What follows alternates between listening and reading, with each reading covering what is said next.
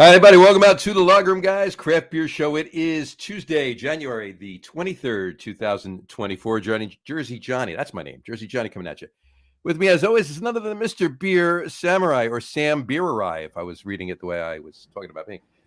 How are you this evening, sir? What are you reading? Words. Words. And what's the subject? Lesser than the king, but still not nothing. Okay. I mean, what do you read about? On a line. Back and forth. I go from left to right with my mind full, and then must drop it there and head back empty-handed to the left side again and take another run to carry forward. It's a bunch of Shakespearean gobbledygook, so we're going to stop right there. Well, it is, but... All right. Oh, and by the way, yes. What is it? I can't see it. It's empty. Exactly. That's the point. I thought you were gonna hold up another book, which I'll mention in a second, but we'll talk about that anyway. Anyway, happy National Reading Day. Yes. Happy National Reading Day. There is another day, which we'll get to later on in the show, because we want to jump right into this. I'm thirsty. You're thirsty. I'm thirsty. And we gotta jump right into the thick of it, as you will. So, if you will, I should say. So, anyway, let's bring our guest on for the second annual Rauchbier show, or smoked beer show, if you will. And this week, our guest is Mr. John Holl. Welcome to the show. Yes, the Sultan of Smoke. Sultan of Smoke. the Regent of Rauch. Regent of Rauch. I like that. The Regent, not reject. I said not reject. Full of nitrates. Like this is the show that people deserve in 2024. Absolutely. You hate people that much. Welcome to my kitchen. There you go. As Johnny will tell you, I forgot I was doing this. I forgot that I committed to this. So you get me at post-dinner rush here at the house. You can't see all the dirty dishes behind me, but you strategically set up the laptop so the camera would point in the opposite directions. Yeah, no, I mean I can show you. There we go. All over there, but I'm in the middle of dinner. There you go. I usually just eats on the show. I was gonna say this is it's one thing to watch a bunch of middle-aged white dudes drink beer. Mm-hmm. You're really just trying to pump it up a little bit more. He just needs to step it up a notch. Yeah, exactly. But it's appropriate for a Rauchbier show, and I'm honored that you guys asked me to come back to talk about all things smoke with you. Oh, we're so happy you did. But I don't know if you guys saw this video last year, or maybe we've talked about it at some point, but there was a video that made the rounds on the internet last year about a woman at Miller Park in Wisconsin who hollowed out a hot dog and stuck it in her Miller Lite and was using the hot dog as a straw to drink her Miller Lite, which is a brilliant way of just making a Graditsky on the fly. On the fly, exactly. Yeah. You don't have a Graditsky, but you have a Miller Lite and you have a hot dog. You're set. Yeah, 100%. We had a comment from Seattle, Washington, Catherine Reyes. Cheers from Seattle. Hey, she'll drink your reading. So there you go. Cheers, Cat Reyes is the hardest working professional in beer right now. Never misses a pitch, hits everyone out of the park. It's she's got a festival coming up, this virtual beer festival that she's been telling me about. That I need to dive into a little bit more, but it's a cool community raising event that she's been working on with a couple of other people for the last little bit. And 2024 is the year that it's going to happen, and I feel like you guys should be involved in it as well. So we are going to get involved. She's actually going to be on the show too in about 4 weeks. Perfect. She'll be on the show. Yep. So perfect. I'll be tuning in. Yep, and that way you can get the. I should have known you guys have your finger on the pulse of everything. Yeah, we're everywhere. Virtual beer festivals, Rauchbier. I mean, there's nothing that gets past you, fella. Not at all. Roadkill. Roadkill. Yeah. Right. There's no what's in that hot dog? Exactly. Yeah.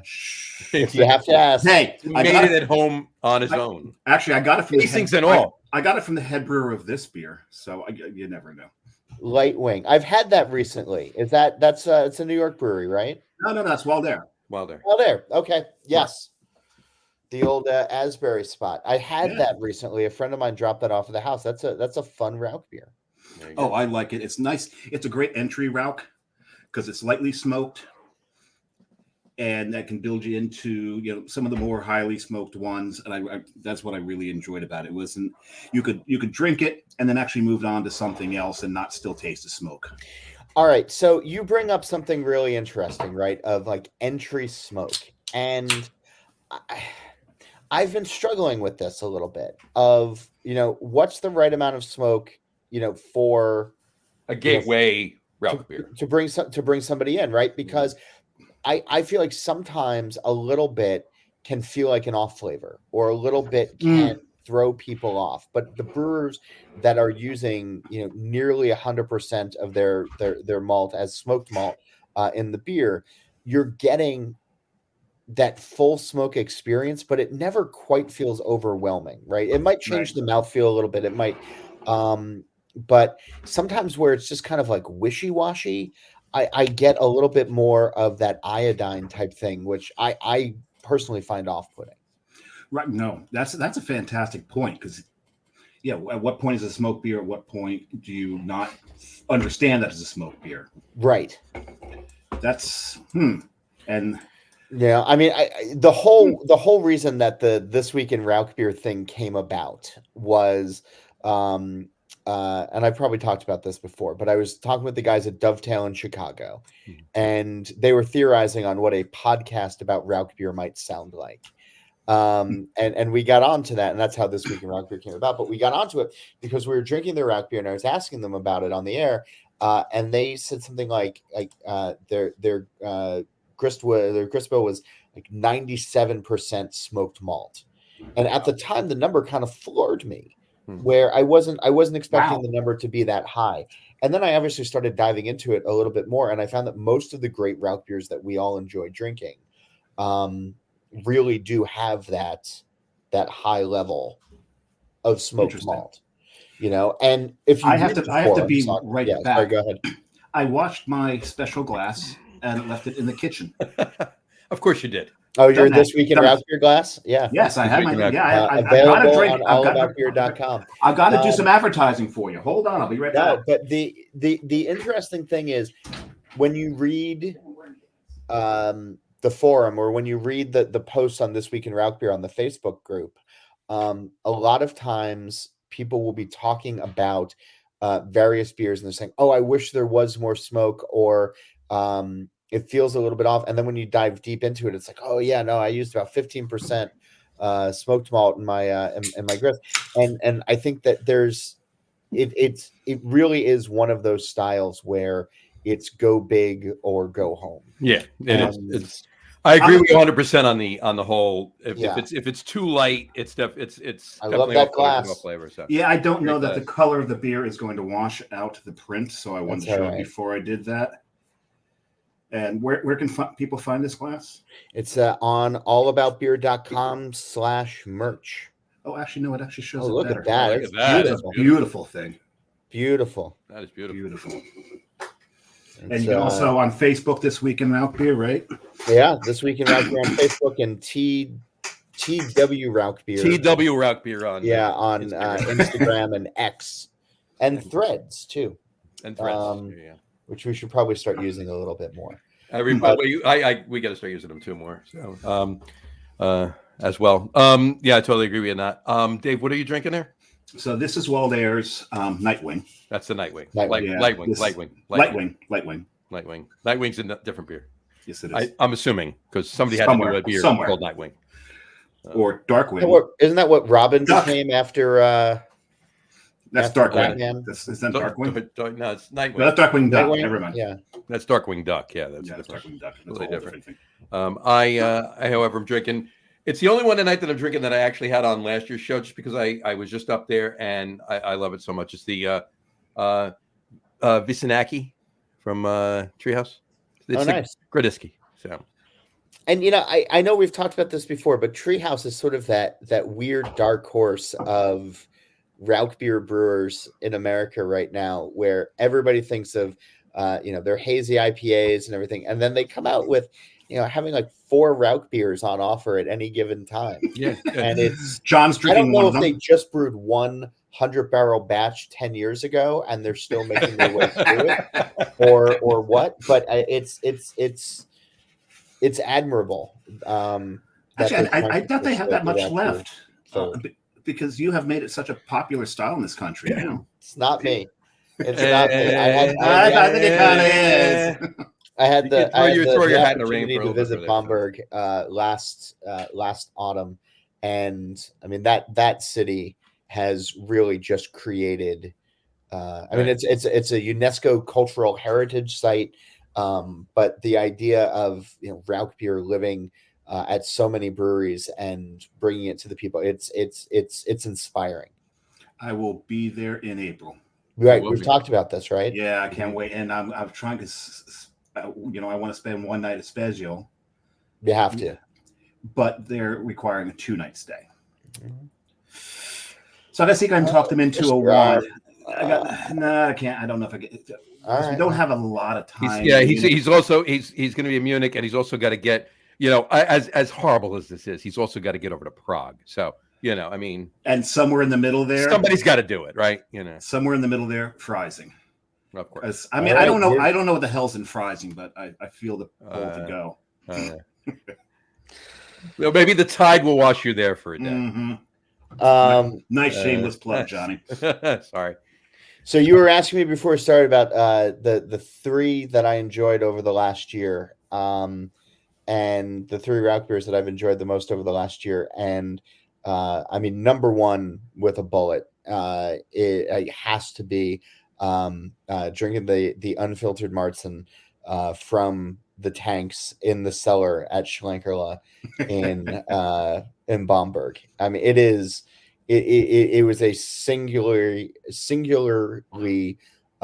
unique experience that I'm fortunate because not a lot of folks get to do it, but it's amazing. And they do bring out the unfiltered to the pub now and again. They brought it out just before Christmas again this year. Nice. And then there's some other holidays where they bring it out so that you get to taste it before it goes through the fining process. And how does one get that tour? Can you got to hook up for me that I can get down there? And it wasn't even me with the hookup. I had to know he got hooked up. The hookup. Yeah. So it wasn't Don either. Don was along for the ride as well.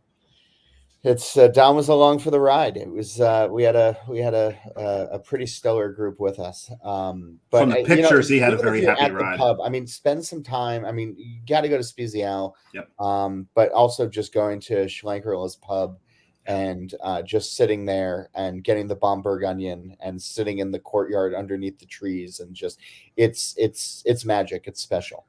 What's a Bamberg onion? It is a minced pork. I'm probably getting this wrong on some level, but it is a hollowed out onion that they put meat inside of. You're probably right. It's pork, because everything's pork. Yeah, with like some other vegetables and some other goodness in there, some spices, some secret spices. The recipe for it is on the Schlenkerla website, so you can find it. But it's really good. And it's special. So it's like a stuffed pepper, but an onion instead of the pepper. There you go. Yeah. Sounds Bamberg onion. Yeah. Bamberg onion. You got Bamberg onion.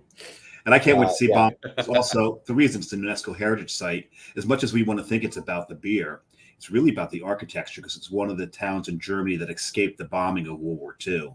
Mm-hmm. So you've got some ancient buildings there. You've got what the town hall is in the middle of the river. Mm-hmm. And the people decided to build that so the king couldn't tax it because it wasn't technically on land. So there's all some great things about Bamberg that I cannot wait to see. Oh yeah, no, it's incredible. I'm sorry you're only going to spend a day there, because it is. We had a good couple of days there. We got to the Weirmann malting facility. Oh, nice. On the outskirts of town, not too far from the train station. Mm-hmm. They have a visitor center. They have stuff that you can go and see, and exit through the gift shop and all of that. But and then Environment also has their own pilot brewery, which is just a half a block away from the malting facility. That's awesome. Where they have, I got to get over there. I got to get over there. So we do All About Beer does a podcast, not to take this away from you guys, but how about it? It's Please. called Brewer to Brewer. And it's brewers interviewing brewers. And so on a recent episode, we had Matthias Strum from Schlenkerla and Dan Suarez from the Suarez Family Brewery interviewed him. And I'm sitting there listening to the conversation because I'm producing it. And I come up from my office after listening to them for about 90 minutes, just talk about Bamberg and history and heritage and recipes. And I'm all excited. I have this big smile on my face, and my wife goes, "What are you so happy about?" And I said, "Well, I was just listening to this podcast, and I'm pretty sure I just need to go back to Bamberg and just sit at Schlenkerla's pub and have some pints and have a Bamberg onion again." And she goes, "You were there 3 months ago." I know, but I think I need to go tomorrow.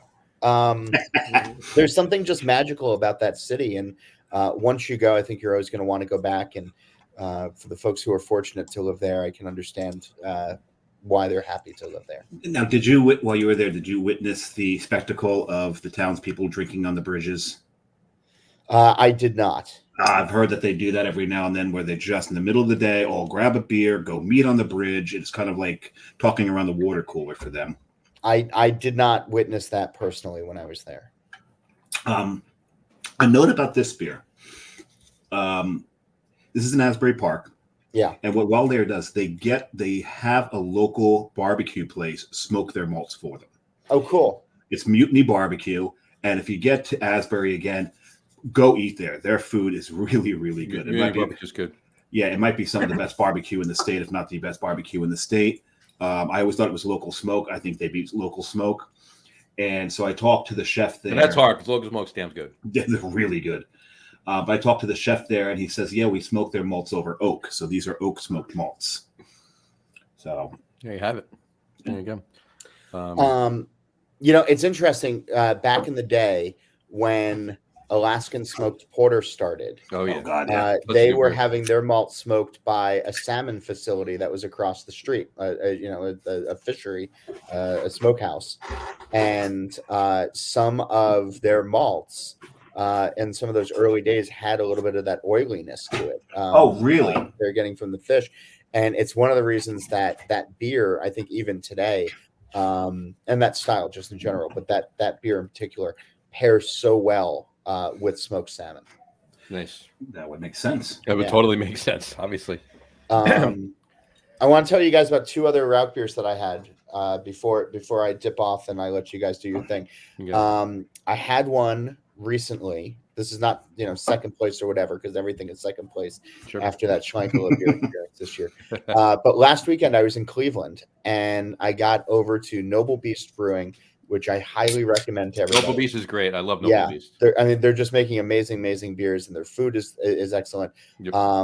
And Sean, their brewer, opened up a can of their Embers Only beer, which great name. Yeah, it's a great. Not only is it a great name, but it was a lot of fun to drink, and it was a bit of an older can. The smoke had dropped off just a touch, but not enough to make you notice all that much. And it was just a delightful beer. And we had been drinking some other lagers, and we'd been doing some Flanders Reds and barley wines and everything else. And he opens this up.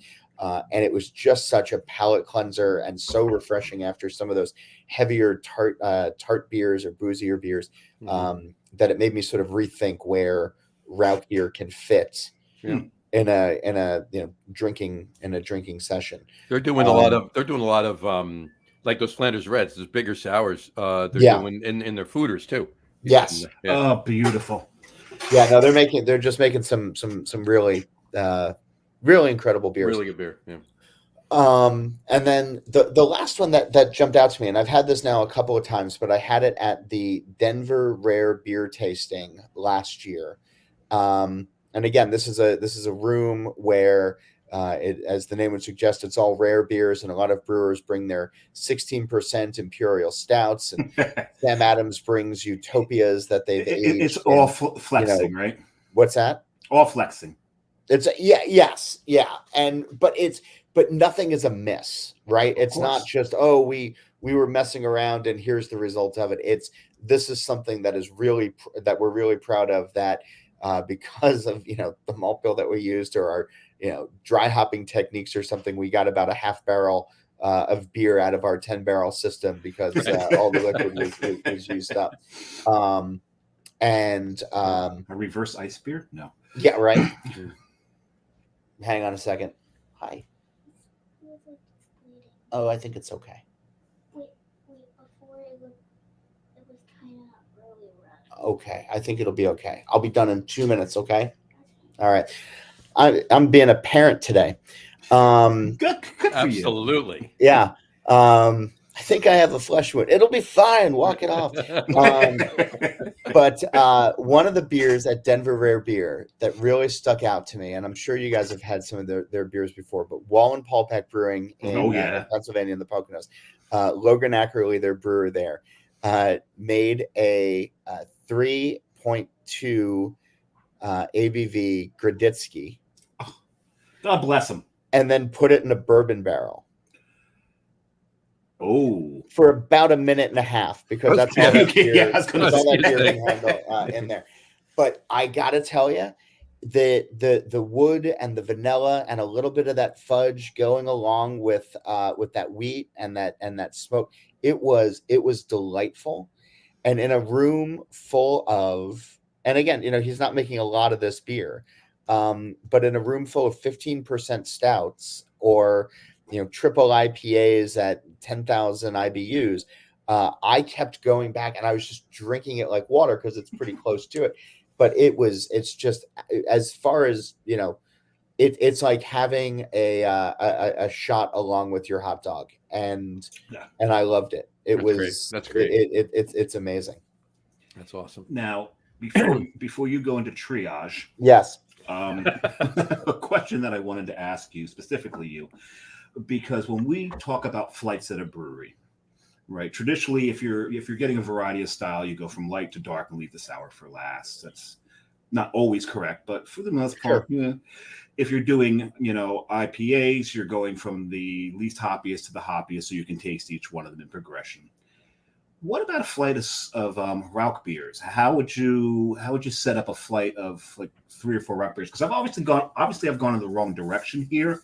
I think, because my next one is Little Fire Oak, and this is the aforementioned Treehouse. Treehouse, yeah.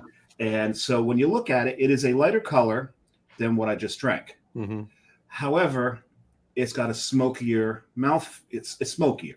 The smoke is more pronounced. So I don't know if it's light to dark, or it's least smoke to most. I would think it would be least smoke to most smoke, like you would with an IPA. I might actually just go by ABV. I might start with like the Graditsky at 3.2, because it's going to be a little bit lighter in body. Okay. And then sort of work my way up from there to maybe, maybe the Helles, maybe a Martzen, maybe a. Well, what's interesting is this is this is a smoked lager, and it sits at 6.1. This is a smoked Helles, and it sits in 5.2. Sure. But this one, I get the feeling that if I drank this first and then went to this, I wouldn't really be able to taste this as well, because this is smokier. Yeah. Again, it's also hard to measure smoke in advance, right? If you haven't had the beer before, you don't know. Yeah. Wait a second. Wait a second. ABV. This is a challenge for This Week in Rauchbier. I want you guys to pose this question to the group and to ask them. Yeah, we're going to, because what we need is, just like IBUs, SRMs, we need a smoke calculator. Smoke units. Switchback in Vermont. We're gonna call them BSUs, Bamberg Smoke Units. Oh, geez. I like that. You like that? I like that. Switchback has put a smokeometer on the back of their labels, which I think is more of just them having some fun than anything that's actually official. But yeah, I mean, I might go ABV. But then you could also start talking about malt bills as well, because you could jump around a little bit, where I don't know if I'd want a smoked porter before I have the Graditsky or the Lichtenhainer or whatever. So yeah, Oh well, a Lichtenhainer in your traditional flight is that sour at the end of it. maybe Right. Yeah, but exactly. it really, I don't have a good answer for this. This is So we're going to actually pose 2 questions to the group. One, what order do you do the flight in? We'll give a few suggestions there. And then 2, how could we possibly do a measure of smoke? yes. There you go. So And there'll be what do 2 we separate call it? questions. Cat just left, and Matt said big hello to John. Matt said so. Everybody loves Matt. There it is. I had fun drinking Rauchbier with Matt not too long ago. There you go. Oh, it's always Speaking fun of- drinking with Matt. Speaking of that, Yes. and we had fun at the This Week in Route Beer which we call event at CBC in back in May. at Brewing and Blending. That was Baruch, that was fantastic. yeah, those guys know how to do the Nashville smoke better than most. The thing I was going to tell you is I was just up in Rhode Island a few weeks ago, and I was at Buttonwoods in Cranston, and Dylan the brewer, we'd been talking, and he said he had a bottle that he wanted us to try, and because I had mentioned that we were on the show, and he definitely wanted to get you in front of some of it, but he gave me a bottle for us to try. I think he thought that we were doing the show together Live. Okay. So it's some Buttonwoods in Cranston, Rhode Island. Buttonwoods in Cranston, Rhode Island. It's a smoked oyster shell. So they took they smoked the oyster shells and put them in a saison. Buttonwoods in Rhode Island is probably they're the dark horse in Rhode Island. They're the overlooked. They're probably the most underrated brewery in Rhode Island. And they'll be on the show in 2 weeks. Well, I'm going to be up there in 2 weeks, so I'll have to look them up. I don't know them. Definitely look them up. And at some point, where in your travels, if we're coming near each other at all, I got a bottle for us to open. So I love it. That's Buttonwoods. I'm seeing them right here on because you're so right off of 95. All right, you're right. They're literally right off of 95. Yeah, you can see them from 95. Yeah, it looks like right between 95 and the Amtrak line. That's exactly yeah, pretty much. Boy. Yeah. Oh, and by the way, their parking lot, keep your eyes peeled because the potholes in there rival Tunnelly Avenue. They do. And they are moving, though. They are moving to a bigger facility. They're moving potholes? They're moving potholes. They're moving the potholes. They're keeping the existing ones, just putting them elsewhere, right? So the big question right, exactly. The big question, are they getting new furniture or are they sticking with the furniture that they picked up at the side of the road and somewhere in Providence? I didn't ask him. We'll ask him on the show. I love that furniture. It is such a mishmash of broken down furniture. It's awesome. It's awesome. It's awesome. But yeah, it's a bigger facility. It was a brewery, brew pub. It was a brew pub. I forget exactly what he said. I took some notes, but it's a big facility in Providence, and it's in the west end of Providence. So it's over by Long Live. It's over by Moniker. Okay. It's in that area over there. Outstanding. Yeah, I love it. So.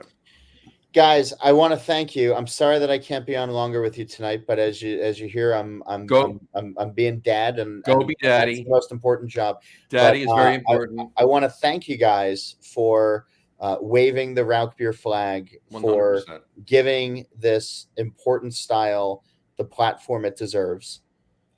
We're just picking up what you started, my friend. Yeah. Well, I appreciate it so much, and we'll drink Rauchbier together in person soon enough. But absolutely, yeah. So cheers, man. Yeah, because we're so far away. We're so far away from each other. So I know, right? By the way, this is only see you guys out of state, though. That's the thing. That's true. That's true. We see each other more out of state than we do in state. This is true. Have a good night, fellas. Cheers, night. John. Thank you for coming on. All right, Brendan Forbes. Just everybody, Nathan Lane. Oh, me. Nathan. Grab a different one and chat about them in 2. Brendan, grab a different one and chat about them in 2. You're gonna have to clarify. Clarify what you meant by that, Brendan. Yes. By the way, this Helles. What I love about this, I'm sure you will. Hold on. It was from when? It was from a minute ago. So, all right, let us know what you mean. Go ahead. I wonder what we was talking about. Maybe just grab a different Rauchbier and then chat about how it fits into the progression. It might be what. Oh, there you go. There you go. Maybe that's what he meant. Yeah. But this one, Little Fire Oak. Okay, that's what you're drinking right now. You're drinking Little Fire Oak. It is straight up a Helles. Mm-hmm. Okay, so it's got that. You know how a Helles has got there's the wheat grain and a little bit of the wheat bite. Yep. But you also have a little bit of a fruitiness to it as well, Sure. right? Yep. This still has that, and it's got the smoke. Yep. And it's a heavier smoke than the previous one, unless smoke builds on top of each other as you drink. I don't know. That's true. There's so much to delve into about Rauchbier. Mm-hmm. Right. There is just so much. There is. I mean, there's we'll do another one, another show. I mean, not necessarily this week in Rauchbier show or like what this is or like second annual. We'll do the third annual next January, right? Of course we will. But and we will beg John to be back on. By then, he should probably be so much of a celebrity that he will not want anything to do he's with already us. a celebrity. I said the words John Holl to Dylan up at Buttonwoods. He's like, "Oh, John Hall." Yeah, right. So anyway, Brennan says the brewery you were in, that brewer will be on in 2 weeks. Oh yeah. Oh okay. Yes. Grab a different one and chat about them in 2. I got you, Brennan. Yeah. There you go. You're talking about Buttonwoods. We said John was hanging. Sorry, Brendan. We said about like 4 to 5 things in 30 seconds when John was setting it up. I wasn't sure which one you were referring to. But thank you for clarifying. Absolutely. Buttonwoods, man, because when I lived in Rhode Island, when I stumbled upon Buttonwoods, actually I stumbled out of Buttonwoods. Yeah. And I literally did stumble out of Buttonwoods. I probably should have called an Uber. Well, yeah, I'm just going to say because there's that there's the ledge of the dock right there when you come out with the railing in front. Actually, when I went, the entry was from the front side of the building, not the back. Okay. They've changed things around a little bit. You came in the front, you had to go upstairs and then in and then through a little hallway, and you came in, you got greeted by a dog. I forget the dog's name. And, you know, when we have him the show, I'm really scared to ask about the dog because the dog's not there anymore. I didn't see him, but he might not just might not have been there. That maybe not been there, but you got to remember this was I think 4 years ago. That's true. It was 4 years ago, so we'll ask about it. But he was the official greeter, and I sat down and there was a guy looking for a place to sit, and I had a table that probably could sit 3 or 4. And I'm like, I'm gonna have a sit, and we started to talk, and then we just kept. And you know when you make that best friend for those couple of hours. Your best friend in the whole world for those couple of hours at the bar or the brewery brewery. You just push each other into drinking more. And he was there. Yeah. He was there for one. I was there for a couple. About 5 or 6 later, and you know how high an ABV Buttonwoods can get, right? Mm-hmm. And it's just beautiful beer, and you just kept each beer drove you into the next one. It was wonderful. Brennan just said, all good. I hopped on late. Sorry if I misunderstood it. I'll be up there skiing this year. Appreciate your research. Absolutely. Skiing in Rhode Island. There's this. Well, it's not too far away from the Berkshires. So yes, you can do that. Yeah. Getting to Connecticut or Massachusetts, there's some skiing. I don't know if there's any skiing in Rhode Island. I don't think there's any skiing. There's water skiing. There is water skiing, and you know what? In the winter, they do surf. There you go. I swear to God, I was there in January. I was down at Judith Point, and they're surfing. There you go. It was amazing. This, by the way, my first beer again. I don't think with the crawl up. It's the Vichinanki. It's Vichinanki, right there. I had to get this. This is just a great whiskey. I think I still have one from last year sitting in the back of the fridge. I know the smoke is going to fall off on it, but it's still such a well brewed beer. There you go. It is so good. Treehouse brewed a beer well. No, that doesn't happen. It's this track. Oh wait, track goes through there from Maine. Oh well, yeah. When you're driving, it depends where you are. You go. Yeah, you got to go through there. There you go. I'll tell you, Brendan. Yes, definitely hit Buttonwoods on the way through because it's right off of 95. That's a quick hit. Livelong's not too bad of a diversion. Smug is right off of 95 as well. Yep. Right by the Peter Pan. Oh, right, Doug. You can ski in Yawgoo. You can ski for all of about 3 minutes before you hit the flat part. But I know Yawgoo. I knew Yawgoo. I went to Scout camp there, by the way. Don't even have Scout College. Yawgoo Valley, you can ski around. Yeah, that's there you go. Yeah, that's actually not even up in the northwest where it's the higher elevations. That's actually probably central east. well, Central side East on the west side of the Narragansett. On the west side of Narragansett. Gotcha. Yeah. In Exeter, yeah. Oh, it's in Exeter. It's Exeter. So you So, can, Brandon, you can ski and then go to over to Tilted Barn. Or you can go to Tilted Barn and then go And skiing. then- It'll make it a lot more interesting. More interesting. There you go. This is very true. You could probably ski at Tilted Barn from the top area all the way down to where they keep the animals. That's not exactly wrong. So that might be one of the steeper hills in all of Rhode Island right there. But yeah, so right off the highway, Buttonwood, Smug, Livelong's not too far off the highway. Moniker's not too far off the highway, but there's traffic through those areas. Exeter, where Tilted Barn is a little far off, but damn, it's worth the side trip. I'll tell you that. It is. But So I'm taking my obligatory picture here. Yeah, I took one when we had the Sultan of Smoke still on with the little smoke oak. There you go. I see now. Hold on, we got one comment here, and it's Brendan again. Ski and beer advice. What a great show! Hey, you got it, Brendan. Absolutely, that's what we're here for. Yes. Anything else? If you need any other advice, just let us know. We'd be more than happy to comment on it. Whether we're right or wrong, it's still advice, right? Yeah, we're two idiots who know a little bit out of a lot of different things. A little bit about a lot of different things. And a lot about a few things. Exactly. But we can probably comment on just about anything. But like John said, we might be wrong. We might be wrong. Might be. That's not saying we're going to be wrong. No, be wrong. We could be. Well, you got to remember, John does host trivia. I do. And usually, if there's a round robin for Trivial Pursuit, I'm usually the first pick. So there you go. Because we just have both of us have amazing amounts of useless knowledge stuck in our head that there's nothing. I mean, John at least was able to monetize it by hosting trivia. I've done nothing with it. There you go. Whaler and Kingston, yes. Whaler and Kingston's very good from Doug's. And I'll say one thing: the beer's good. The building's better. Wow. And you want to talk about eclectic furniture? There's so many different ways to sit there. Oh my God, it's just such a neat building. I just love the hang. And they've got like a captain's house from a fishing boat built into one wall.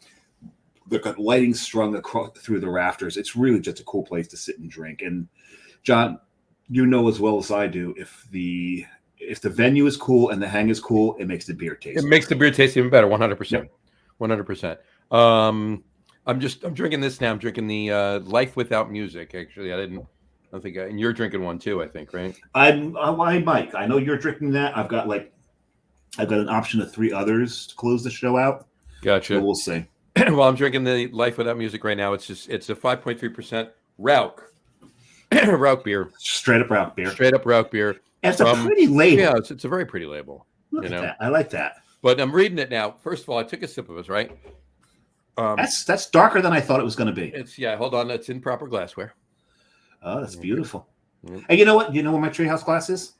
It's in the kitchen. Storage. No, it's in the kitchen because I just freaking washed it. You just washed it. I should have grabbed it while I was out there. But no, I'm drinking out of my This Week in Rauch beer glass because it's appropriate for the show.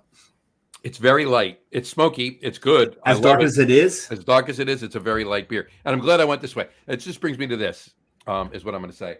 We're talking about, with John, we're talking about levels of smoke and what order you drink them in a flight, or just drink them in order for your beer. And anybody who's on This Week in Rauch beer, look for the question to come up on that page. We will post, we'll post it from the Lager Room guys. Yes. I'll switch over. I'll switch over to the Lager Room guys when I post it up. John. When you post it up, do that. Yep. So we'll whatchamacallit. So I obviously wanted to drink the Grodzisky first, right? That's a no-brainer, right? 4% Grodzisky. You're drinking that first. It's one of the lightest bodied, lightest smoked. Really, really nice. Good amount of smoke in it for a Grodzisky, but it's lighter. And it's technically not a Rauch because it's Polish. Right. Exactly. And by the way, it's funny too. You said, and I know you know this. I'm just saying this for anybody out there that might not know this. Okay. Before you said you went to say smoke beer, and you stopped yourself and you said Rauch beer. Yeah. Same thing. It's the same thing. Rauch beer is German for smoke beer. That's all it is. There you go. And it is Rauch. A lot of us want to say Rauch.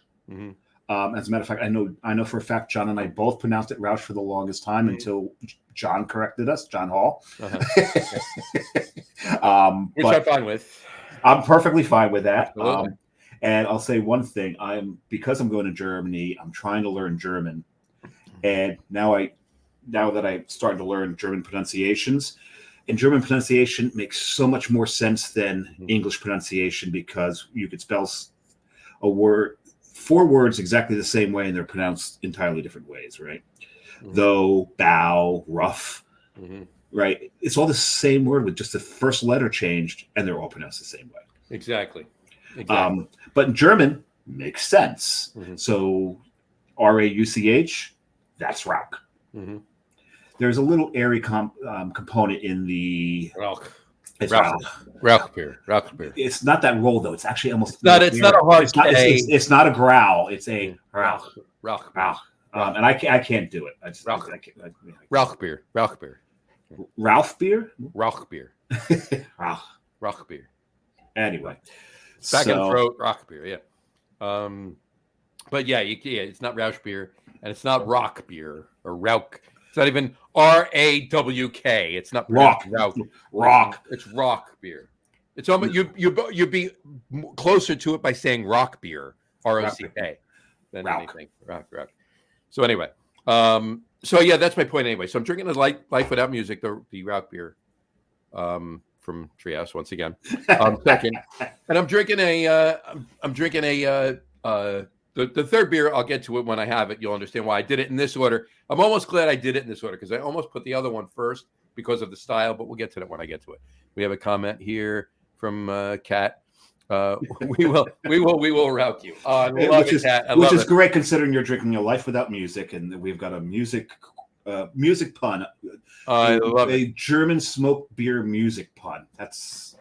I may borrow that. I will give you credit for it. Pros to that. I may borrow that when I post the picture of this can and I take Treehouse in it. I might borrow that. So there we go. That's awesome.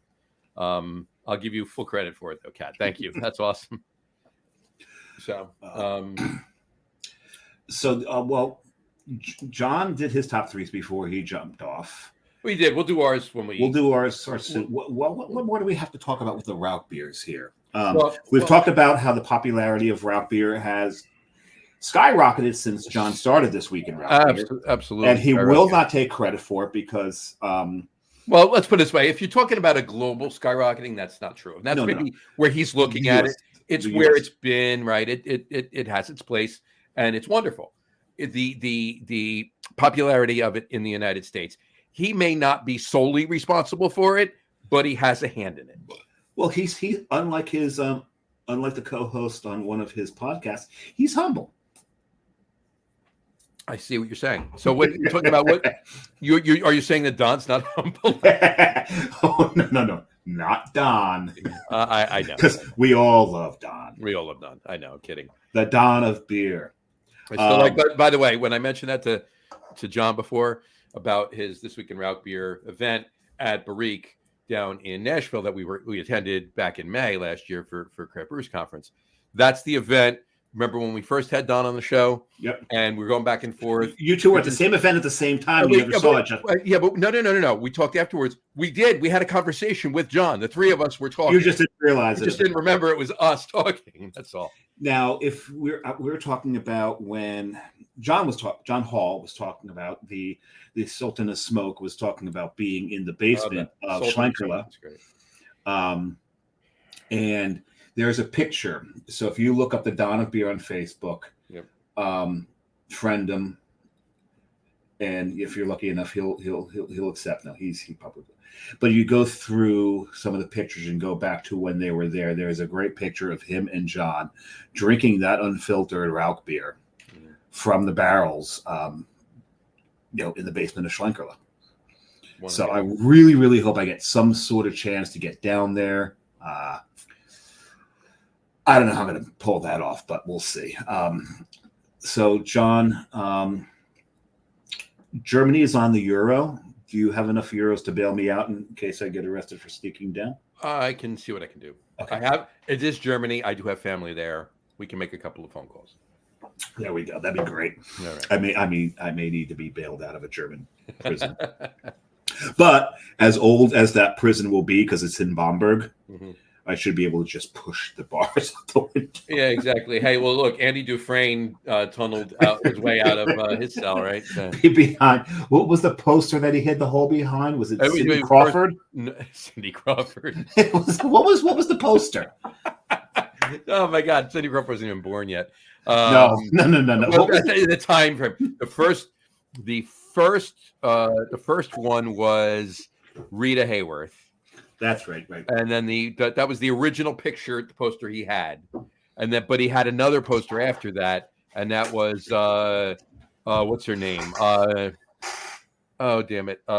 She was in Dr. No with Sean Connery. In Dr. No? Yeah. A James Bond movie. Yeah. Oh, Ursula Andress. Yeah. Yeah. Y'all. Oh, her walking out of the water, out of the ocean. With a knife strapped to her leg. Was it Ursula Andress? I think it was Ursula Andress. I don't know. It could have been Raquel. It could have been Raquel Welch.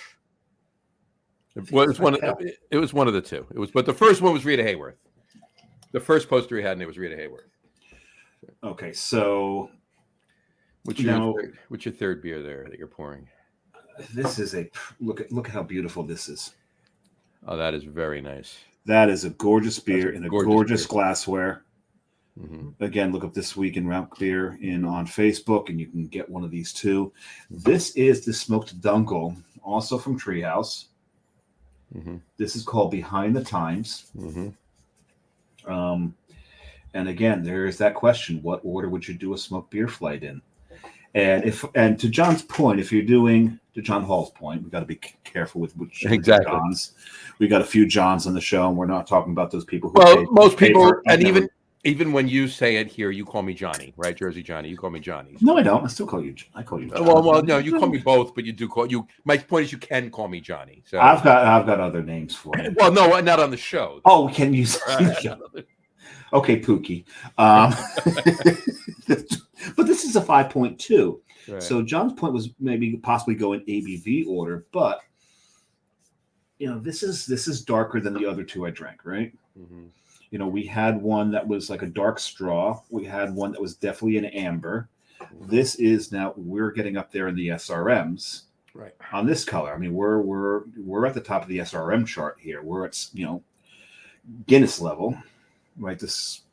I could tell people I'm drinking Guinness here. No one would argue with me. Not one bit, no.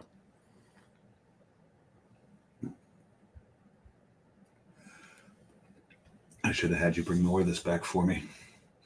So all the Treehouse I'm drinking, John humped back for me. How many of those did you get? I got a 4-pack. And that's your first one? Okay. So I'll be, oh my God, this is good. And you know what? Now here's the thing. The Helles, the smoke was stronger. Now, is the smoke stronger because a Helles is more lighter? Good grammar. More lighter. You speak English very goodly. I do. But it's lighter in body and flavor than a Dunkel, right? Right. Typically. So is it the same level of smoke, and the smoke is more evident in the Helles than it is in the Dunkel? These are all questions we need answered. Right. Write them down because we'll forget. What? I mean, we could just watch the show again. It's funny because John and I will sometimes have a conversation. He'll mention someone at a brewery. I'm like, oh, I've never met him. Like, he was on the show. Yeah. Oh yeah. Remember that guy was on the show? Yeah. Oh, the one who peed in a bottle on the show? No, we don't forget. No, that was another one. Yeah, exactly. Never forget that guy. I do have to change one thing though. I'm looking at right here. It's 5.2. No, what's that? I think Behind the Times is 5.2. Is it a 5.1? Yeah, it's 5.1. Okay. So I'm like, I keep going backwards in APV. No, it's 5.2, John. On the website, on Treehouse's website, it's 5.1. What does that say? I believe you. On Treehouse's website, it's 5.1. Oh, those lying son of a bitches. Well, you know what? And you can tell the difference, can't you? Oh yeah, huge difference. No, I mean, this drink's every bit of a 5.2. It's a little strong for a 5.1. Yeah. Now, just looking at our show graphic up in the top corner up there. What you call it? It's still it says the lager room. The lager room, yeah. I still got the Christmas graphic on there. It's got the little wreath. Oh yeah, I see, and I see snowflakes. I'm gonna change it right now. There we go. So now it's gone. There we go. The snowflakes. So the snowflakes are there. There was a, you could barely see it. Look again. The wreath around the wreath behind it. Yeah. So the wreath comes out. There you go. So anyway, and the thing is, the snowflakes are still appropriate because we had our first measurable snowfall. Exactly. In what, 3 years? 3 years. No, two. 2 years. 2 years. 2 years. So, which is great news for Brendan because Brendan's going skiing. This is true. So at least there'll be some snow for him. Vermont, he's going to Maine. I'm sure Maine got a bunch too, but I know Vermont last week got 14 inches of fresh powder. Oh, so for those... I gotta go skiing. I gotta get up there. I haven't been skiing in forever. I used to ski all the time. At one point, I was like Black Diamond. Yeah, but do you remember the 90? Was it the 94 Olympics? What's her name? Donna Weinbrecht. She won the moguls competition, right? I used to ski with her at Hidden Valley. Oh, really? Yeah. So, yeah. But, I've got nothing. I've got nothing for that. You've got nothing for that. I got nothing for that. But I did ski Sea Caucus. My father grew up in Sea Caucus. The whole thing. I skied a little bit in college. Mm-hmm. I took ski lessons. I got really, really good at getting back up again. Well, that's important. Yeah. That is important. I was really good at it. I've taught a few people how to ski, and the very first lesson I ever taught them, they get their skis on. First thing, and this happened multiple times. First thing I ever taught, okay, you're standing there, you got your skis on, standing at the base of the mountain. Okay, I push them. Good. I was going to ask, did you just push them the hell over? Push them right over. They're like, what the hell are you doing? I'm like, your first lesson is how to get up. I hope the second lesson was the Sonny Bono lesson on how to avoid trees. Well, you don't want to do that. No. You want to be quite a professional. You want to be quite a professional before you go into glades. Yeah. So no, I don't. I don't ski. It's why I've got two good knees. I've got a friend who's an avid skier, and he has had double surgery on both knees. Oh wow! Because of it. I've had surgery. I've had surgery on. I tore my meniscus because of skiing in my right knee in 2003. And the meniscus is in your knee? That's what I've been told. Oh, I've been looking for the wrong thing this whole time. There you go. He was going somewhere with that, but in any event, no, I'm done. I'm done right there. There you go. And then 10 years ago, I tore my patellar tendon in the same knee. So it's been a while since I've skied. So we're getting this has turned into a skiing and knee anatomy show. Pretty much. Skiing and knee anatomy go hand in hand. Skiing and knee anatomy. Skiing and knee anatomy. Say that fast 5 times. Yeah, and skiing knee anatomy. Anyway, that sounds like it should be a sea creature. A knee anatomy. A knee anatomy. a knee anatomy. Anyway. I got a text here. Did you get? I got the link, John. You got the link? Yeah, I got the link. I hope by now you did.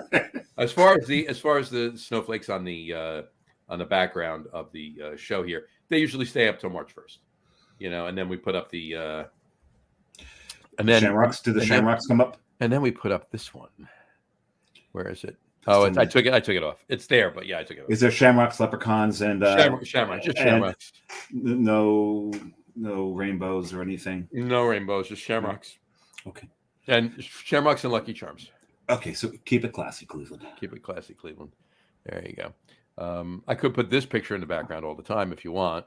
No, that's not a good thing. No. It's a beautiful thing that we're at Allagash. That's true. The fact that people got to look at us twice. That's not a good thing. Yeah.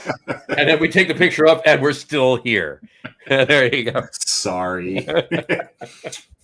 I'm telling you though, man, this behind the times, this is delicious. And what's neat about it is, a Dunkel. Well, Dunkel doesn't have I'm just confusing with something else. Dunkel doesn't have a ton of sweetness to it, but it's a little background sweetness. That's gone when you put smoke to it. That's really nice. This is delicious beer. Did you get any of this? I did not get any of that. I'm gonna have to save you a can. I did not get any of that.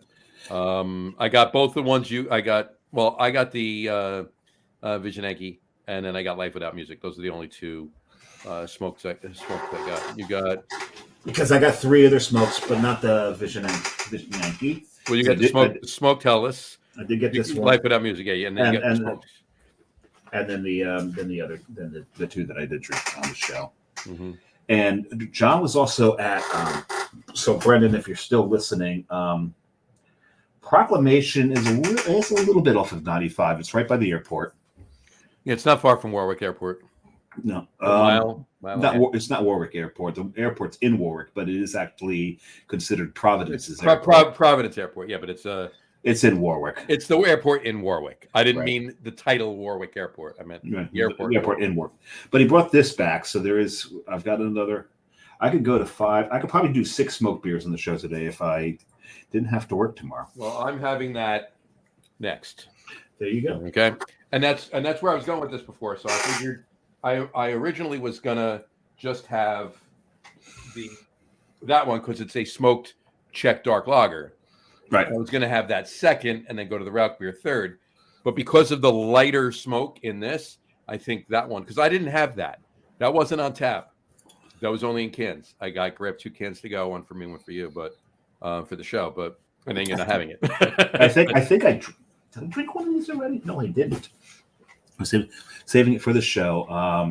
Like I said, I think I've got a Visionanki. Visionanki. I think there's one in the back of the fridge, but that's a year old, so I'm not going to pull that out. But I'm probably not going to go to 5.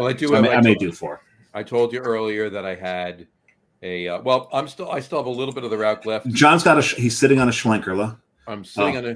It's quite uncomfortable. It is. Hold on, moving it a little bit. Oh, there we go. It's better. No, it's a. I just uncapped it. Exactly. Well, it's a can too, as a matter of fact. So John's sitting here. He didn't fart. He just popped the can. I just popped the can. So it's the smoked Schwartz beer. Yeah, that John Starodowski actually had the other day, and actually posted a review of it. Not his mini review, on the. I've spent the last 2 weekends looking for that damn beer, and failed. John's out at an event.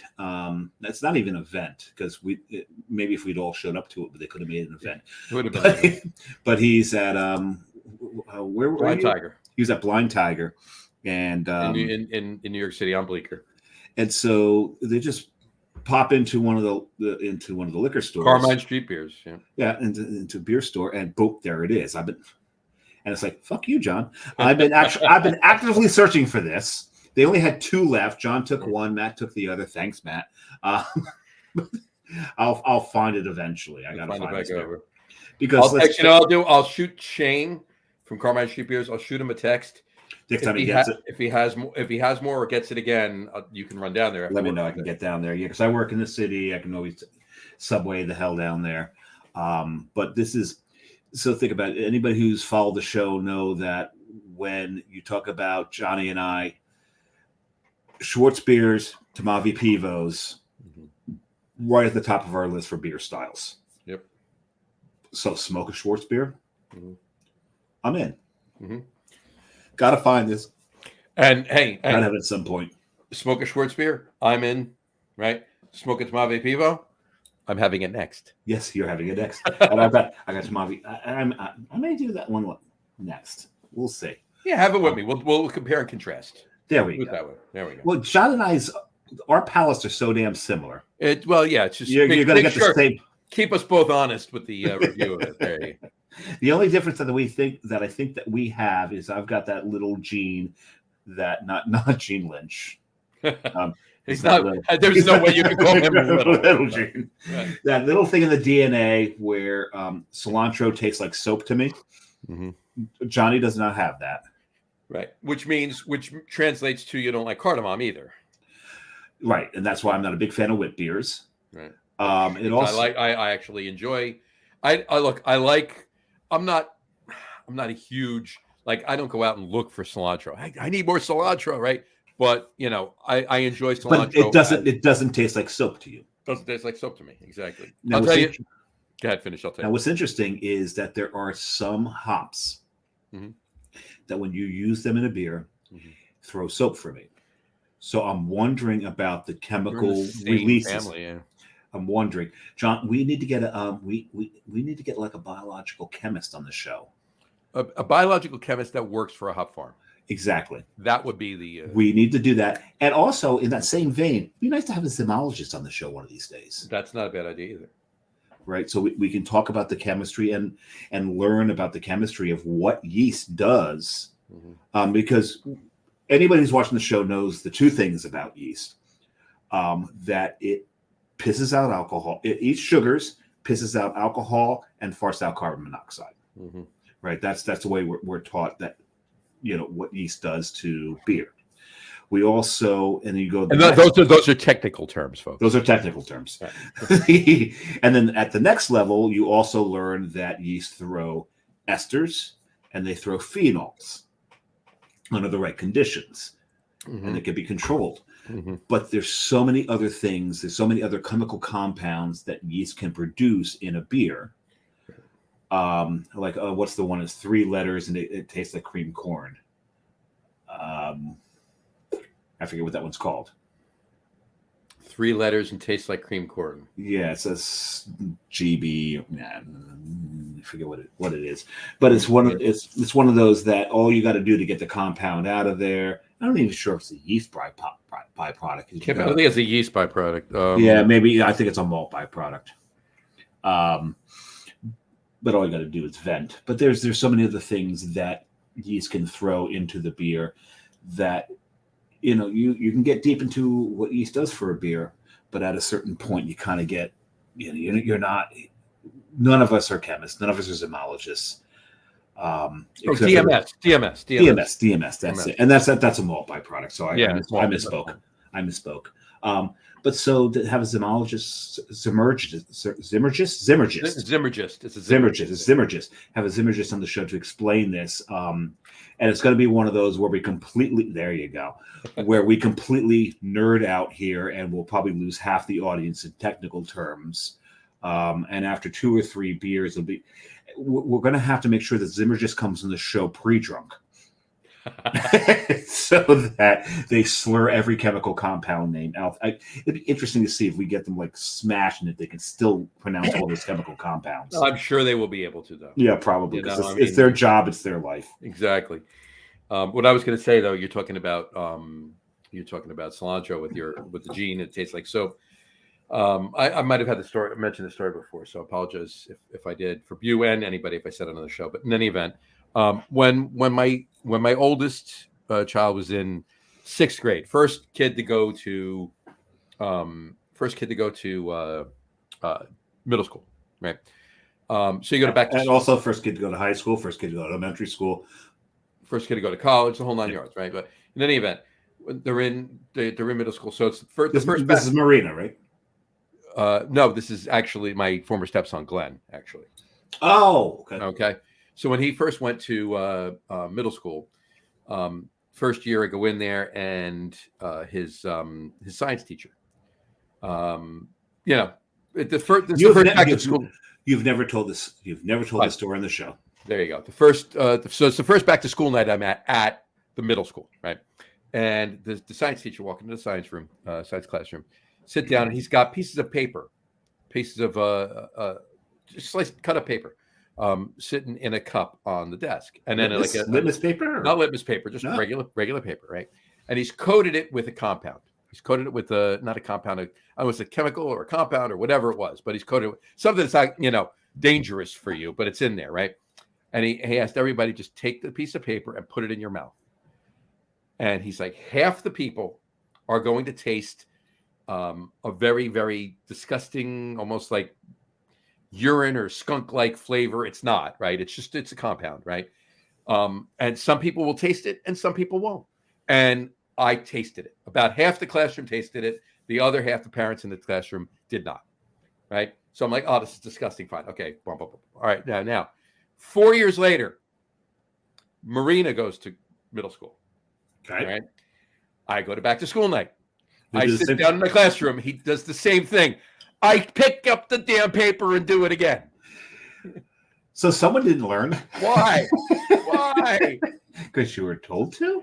I'm like, I taste it. I knew it. I remember. I'm good. I don't have to. Anyway, so yeah. That's Marina was the second one to go there, and she just turned 30 last Friday. So You're an old fuck. yeah, Glenn will be 35 in May. So cheers to Marina. Happy birthday. And cheers to present stepdads. Yes, there you go. Cheers to them. Cheers to to you. I'm not anymore, but Well, at the time, I am. But I still. You were back to fucking school night or step job. That's being there. Good for you. Thank you. Oh man, I'm really enjoying this one. This is fantastic.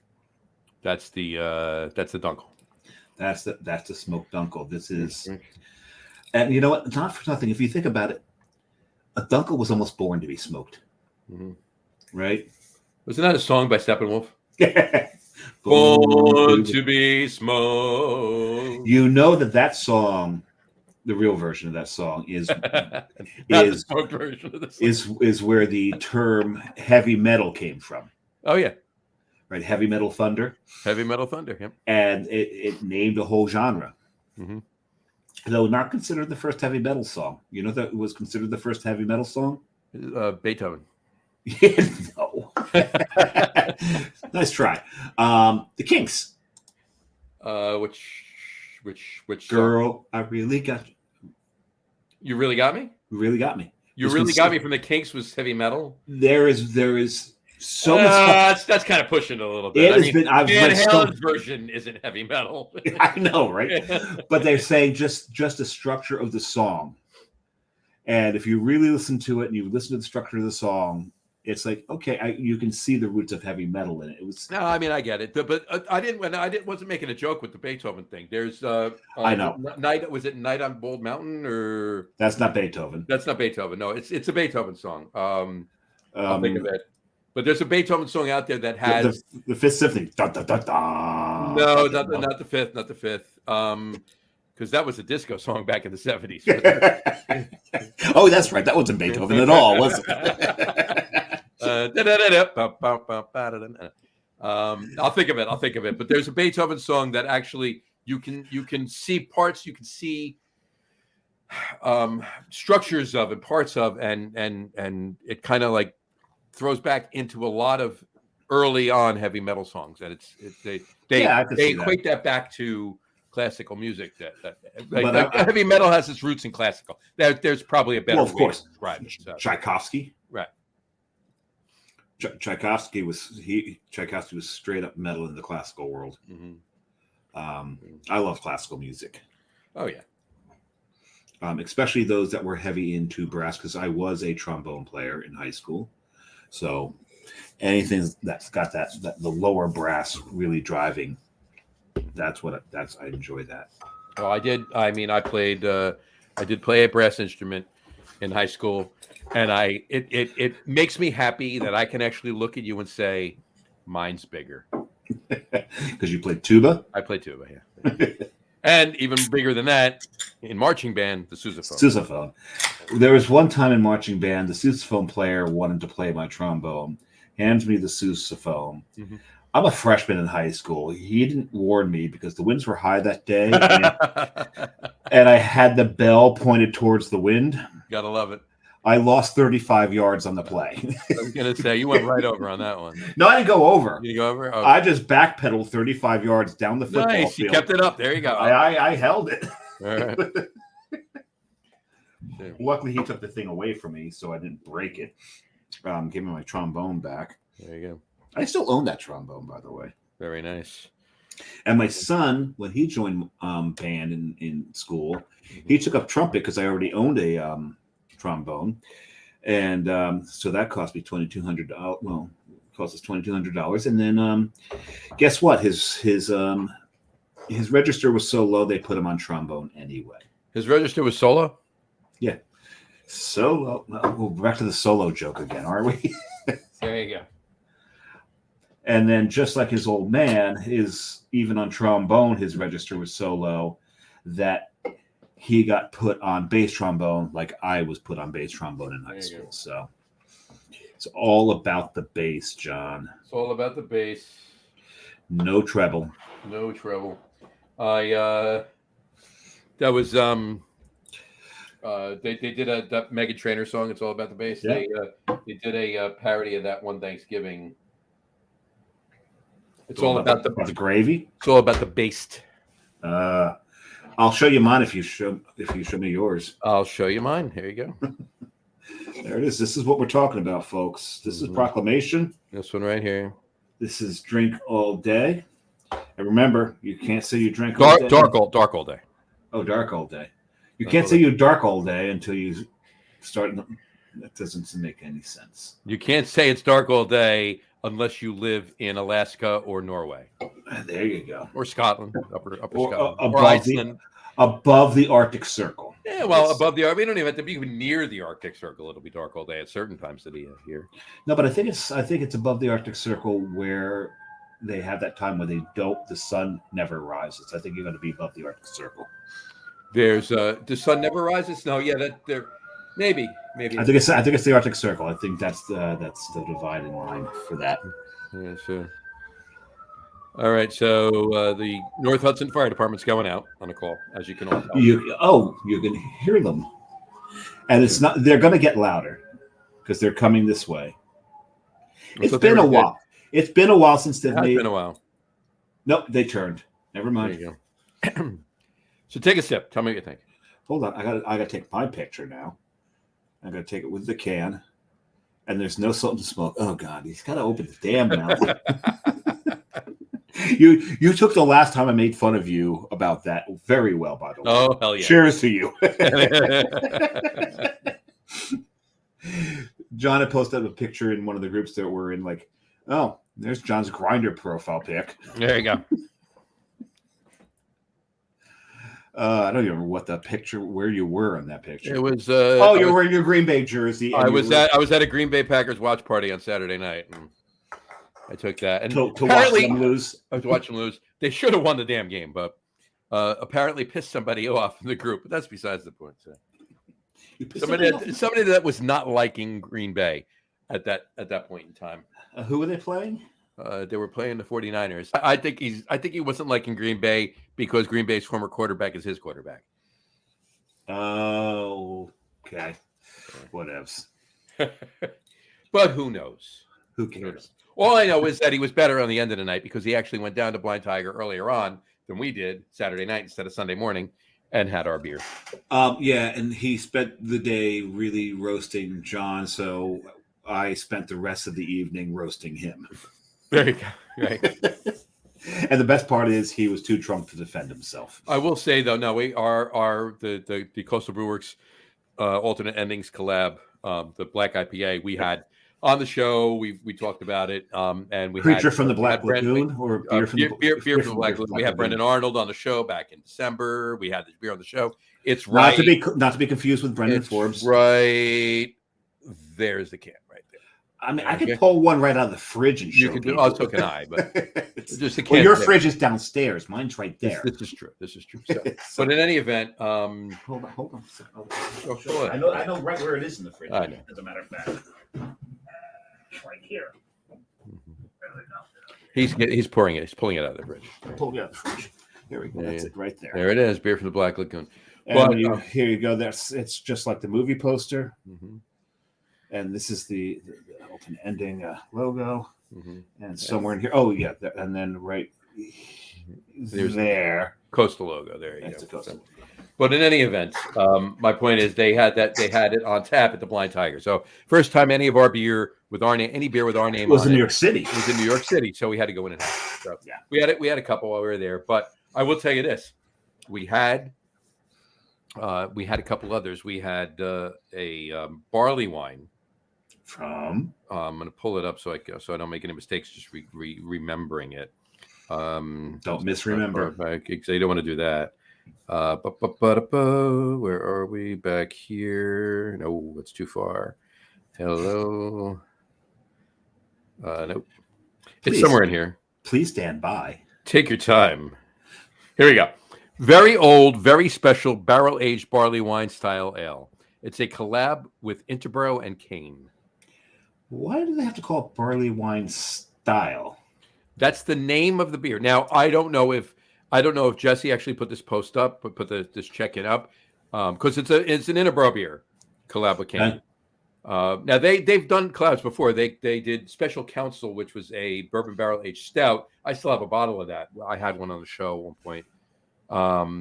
But they did very old, very special barrel aged barley wine style ale. That's the name of the beer.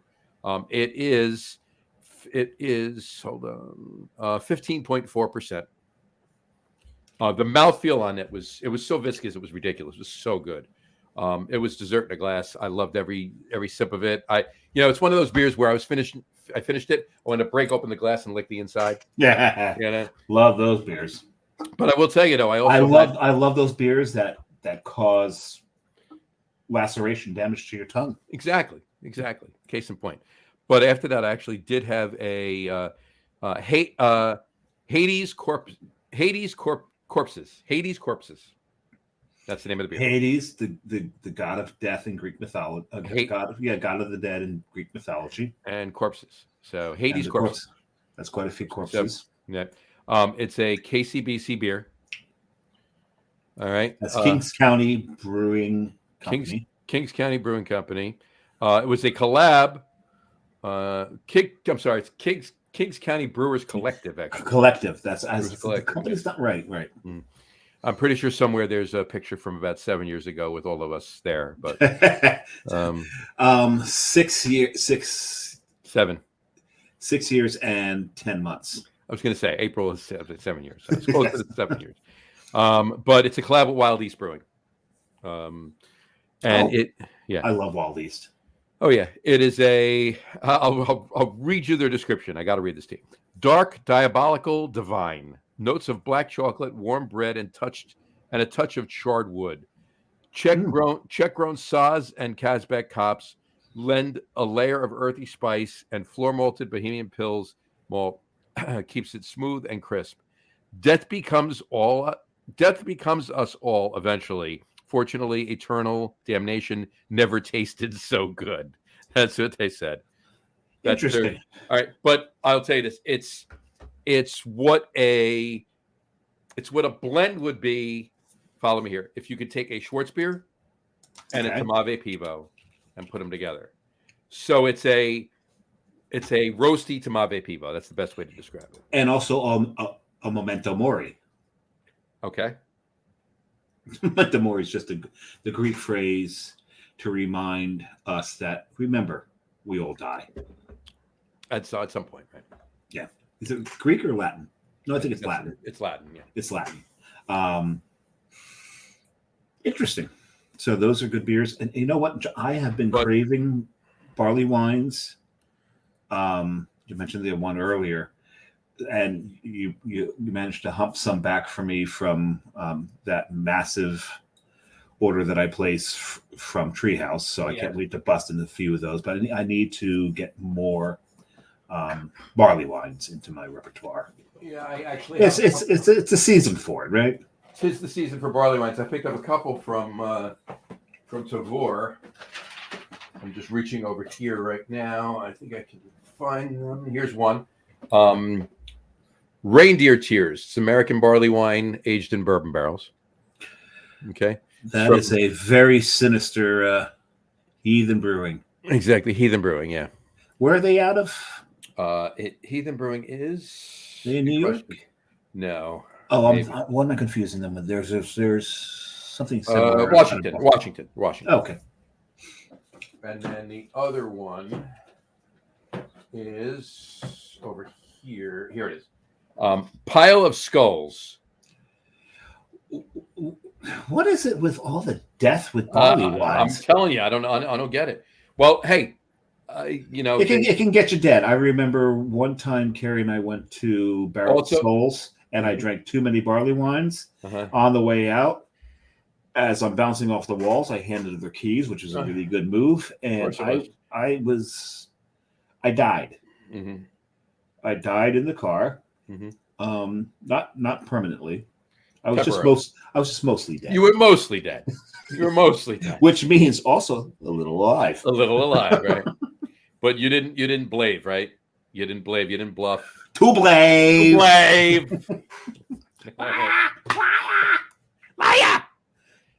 Shut up, witch! I'm not a witch. I'm your wife. This is from Skookum Brewing, one of my favorite all-time movies. Just watched it recently, actually. This is from Skookum Brewery in Arlington, Washington. It's a blend of 38-month-old oat wine and 24-month-old maple barley wines. So oak wine. Okay, describe oat. 38-month-old oat wine. Oat wine. Oat wine. Oat wine. There's something you don't hear every day. No, you get wheat wines a lot, but you don't get oat wines. Yeah, well, you don't get wheat wines a lot. You get barley wine a lot. Then you get wheat wine a lot less, and then oat wine frankly, I've never heard of such a thing. Well, I have this one, and I also have a can that actually Matt grabbed through his Tavor order. It came up on Tavor. I knew it was going to run out. I didn't have a cart going, and I didn't want one going. So, and he was crate. I have a crate going, and he had one that he was about to close, and I'm like, could just get it. Here's the money, get it. It would say Revolution. It's a maple. It's a maple barley wine. So but you don't like maple, Johnny. Yeah, no, not at all. Not at all. But I'll have that one, and I will have this on the show. I might actually have that one on the show, and I don't know. I'll probably have it on the show. We'll see. I will definitely be having this on the show at some point. Speaking of Revolution, it is their progress. I like that. That's clever. Progress. That's clever. Checks out. You know what? And I get the feeling. For those of you listening to the audio podcast and didn't see, it's the name of the town, the city, Prague. Prague in Czech Republic. Prague, RESS. So PRAGUE. RESS. Prague. I get the feeling that if I took one of those on the trip with me and showed it to the people of Prague, I'd probably get punched a lot. Probably get punched right into it. I'm impressed with that one though, but I'm not taking that to Prague. No, you don't want to do that. So that was good. John, have I mentioned I'm going to Prague? You're going to Prague. I heard you're going to Prague. Are you going to Prague? I'm going to go to Prague. I'm going to try to extend the trip a day so we can stay an extra day in Prague. I don't think I have enough time. And apparently, according to John Holl, I have not booked enough time in Bamberg yet. No, you haven't. We're going to be taking a train pretty early in the morning, get there, spend the whole day in Prague, and then get back to Munich that night. I thought that would be enough. John Holl is making me question this. Mm-hmm. John Holl makes you question a lot of things, doesn't he? Well, because he does everything right, and we usually tend to not half-ass it, but half-ass it unknowingly. His words hold weight. I'm not going to go there. There's so many jokes we can go. Right. Cat. Before she said, we will rock you, RAUCH. Rock you. We will rock you, yeah.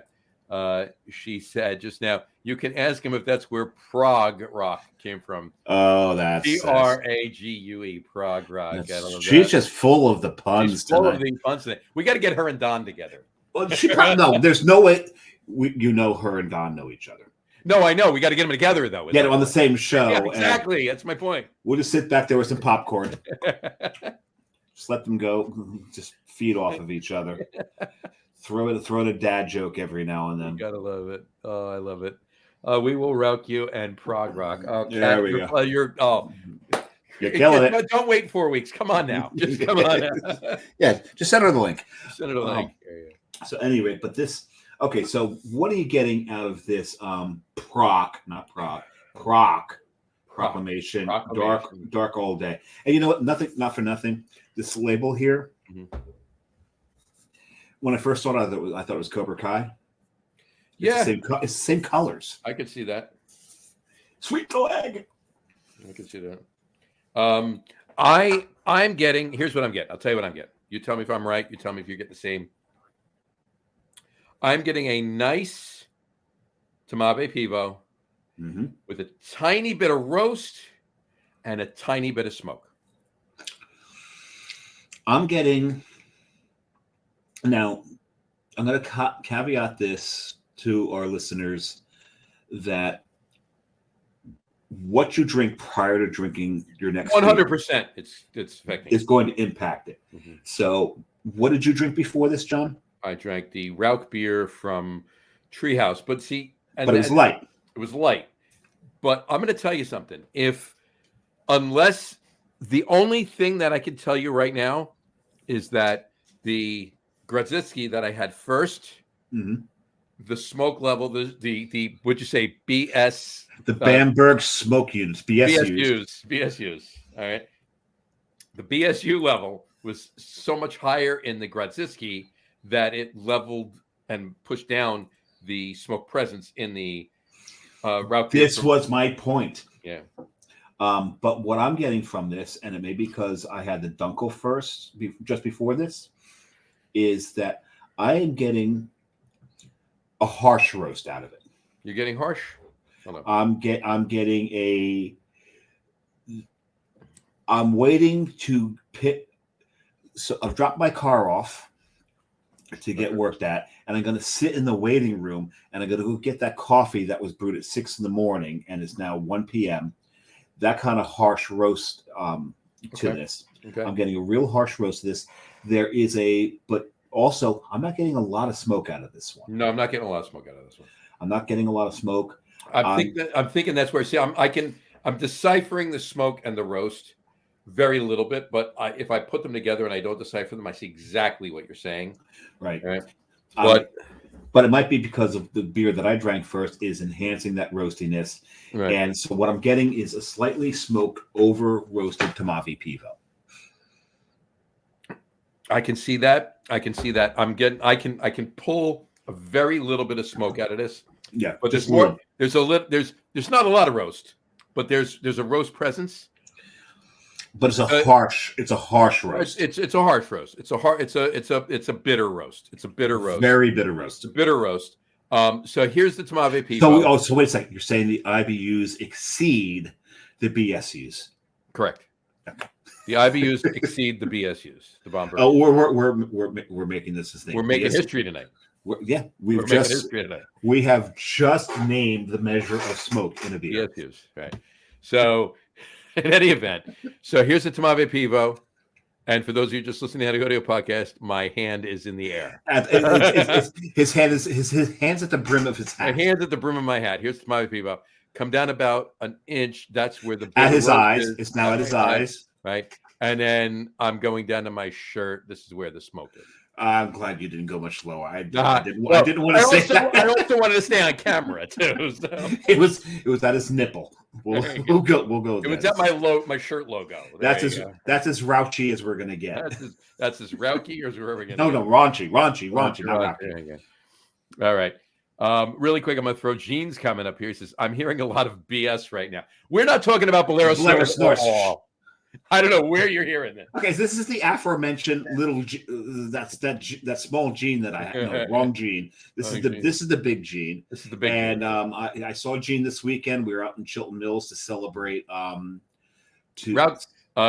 Porter Day. Yeah, Baltic Porter Day. Him, Mike Kivovitz. yeah, we know it means bullshit. We knew what you meant, Gene. We knew what you meant.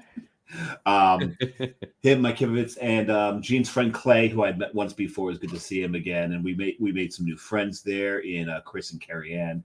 And I talked to Mike, the owner, and we hopefully we'll get them on the show. Chilton Mills is making some really Mike, the owner, he's peachy. He's a good guy. He's peachy. Mike, very funny. That's his name. Anyway. No, we've been. I talked to him last year. We got to get him on the show because Chilton Mill's doing some good beer.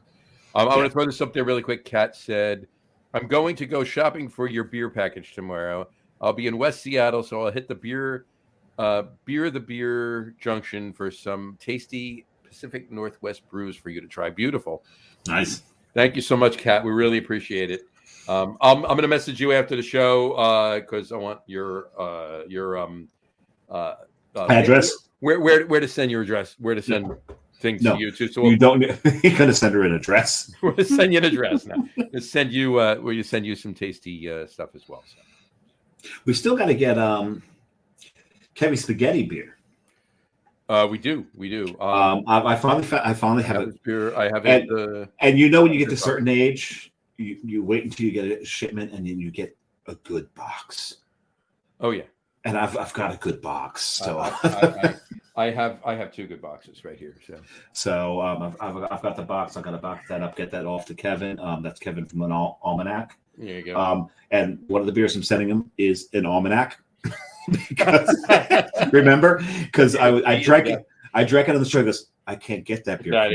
Can you send me one? Like I went back, bought more. I gave John one's for Kevin, and one for me to actually sit on not literally sit on. You don't want to do that. You don't want to do that. The beer's funky enough as it is.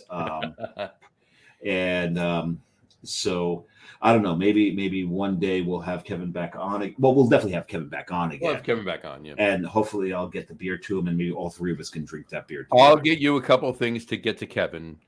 You get my box is big enough only for the beers I said I was going to send them. So you got to send separately. I'll send separately then. That's fine. Okay, so you send separately, and I'll send one to Kat as well.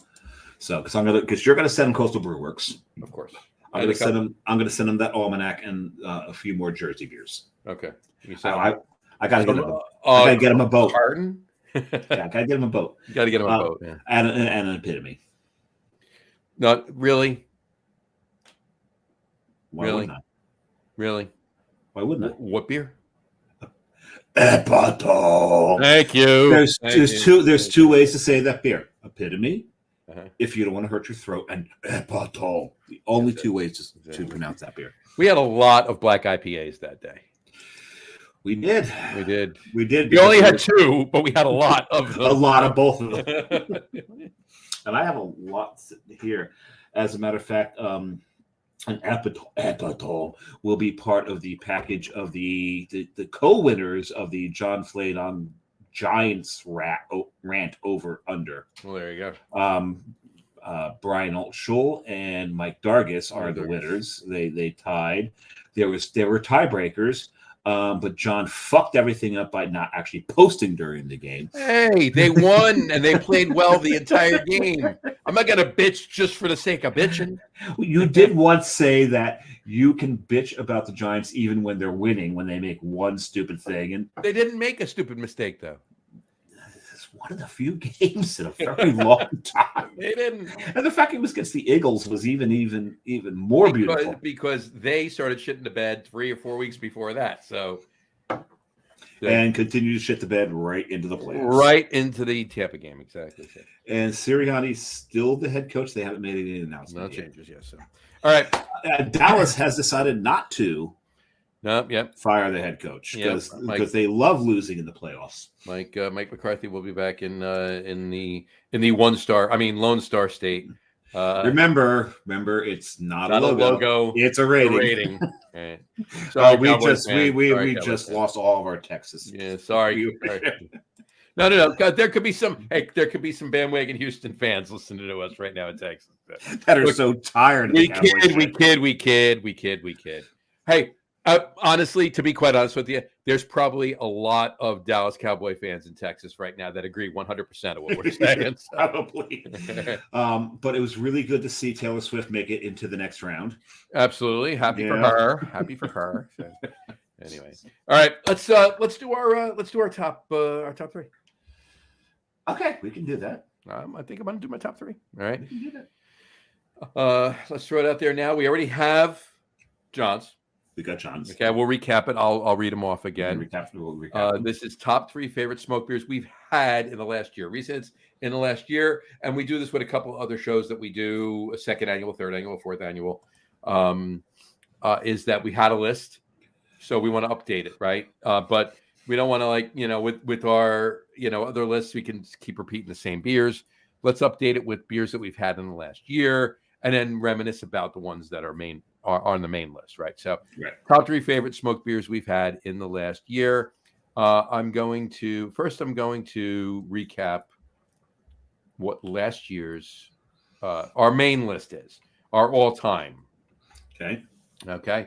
I'll give you John's. Okay. John's number 3 is Fox Farm. From Fox Farm. It's called The Cabin. Oh, it's good beer. It's good beer. His number 2 is which we call a collab from Green Bench and Bierstadt. Called All the Hype. Okay. And then his number 1, he mentioned it before, not as a category, but not as a choice for this list, obviously, because it was in the last year, but Alaskan Smoked Porter. Very nice. Yes, of course. Well, Alaskan Smoked Porter, that was Michael Jackson, the Beer Whisperers, to delineate him from the hee Michael Jackson. This is a craft beer show, so when we say Michael Jackson, people better know who the hell we're talking about. And if your mind goes to someplace else, please stop listening. No, don't stop listening. Learn. No. Just learn. Yes. But Michael Jackson said his favorite beer of all time was Alaskan Smoked Porter. Mm-hmm. Oh yeah, it's amazing beer. If you are able to get your hands on however you, whether it's a trade or beer mail or even if it happens to pop up on Tavour, spend the $14 for the shipping, and if you want no other beer, get a bottle or two of that, and share it with us.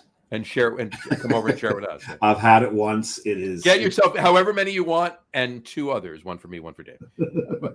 But anyway, seriously, get it. It's an amazing beer. Dave, your beers last year. Whatchamacallit, your number 3, we talked about this before, Rauchschloss.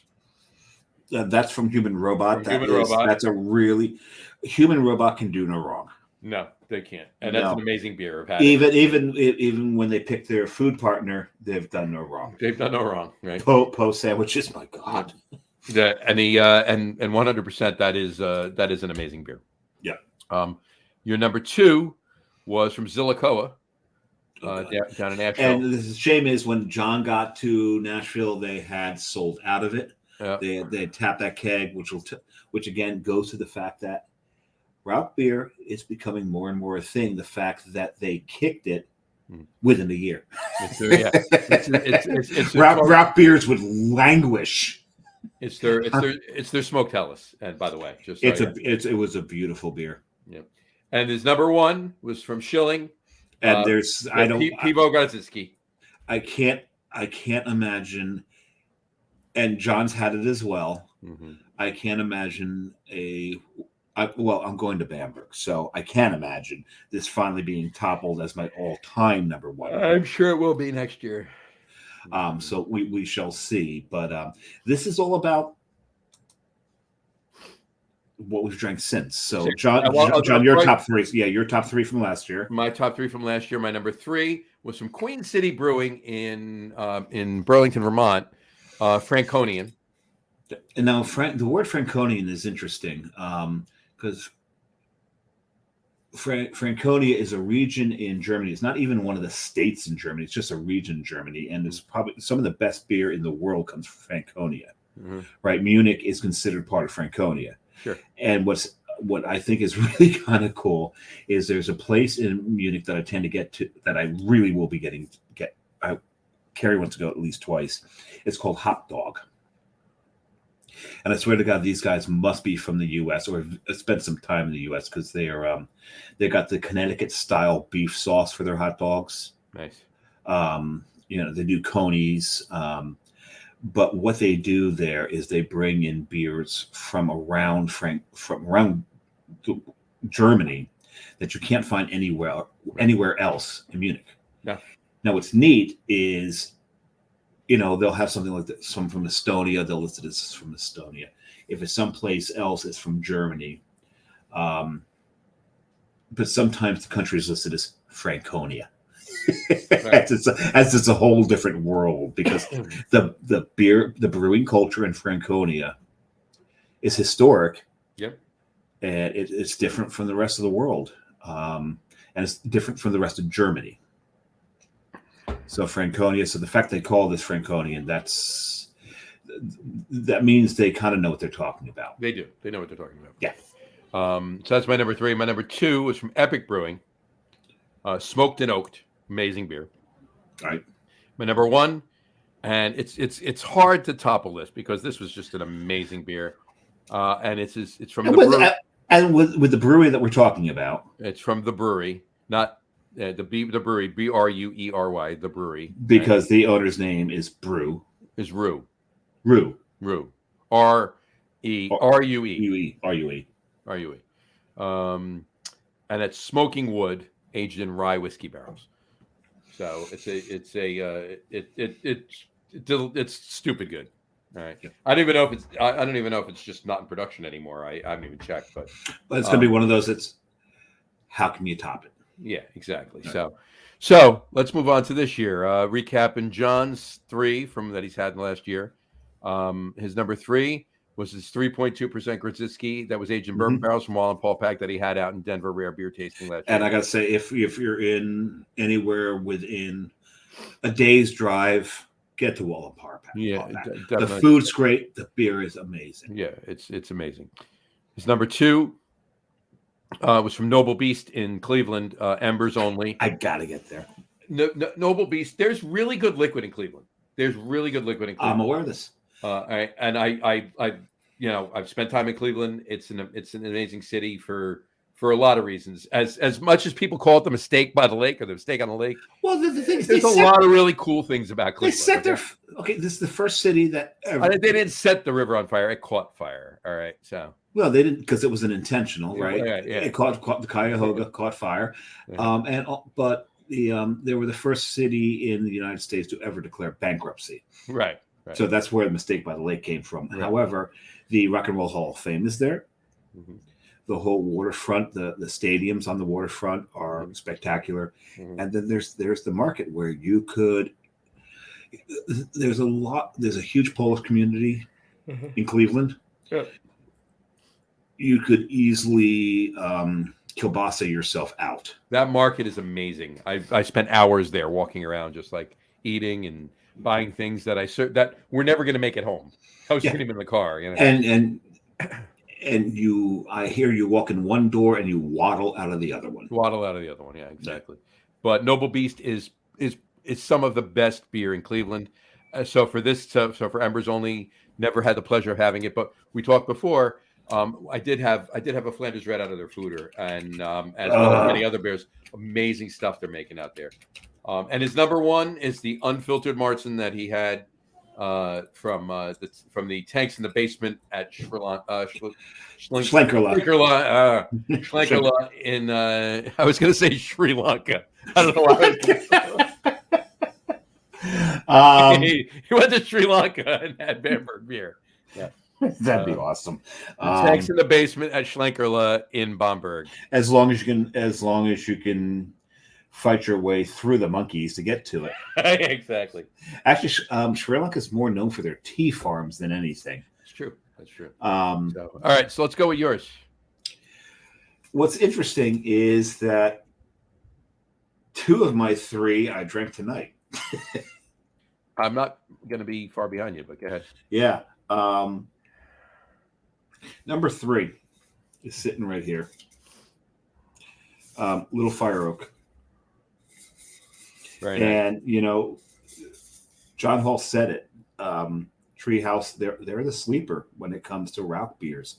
Everybody thinks of them for their big sticky stouts and those beautiful IPAs. I mean, Julius and Green are in the Northeast. It's hard to beat that combination of citrus and piney dank.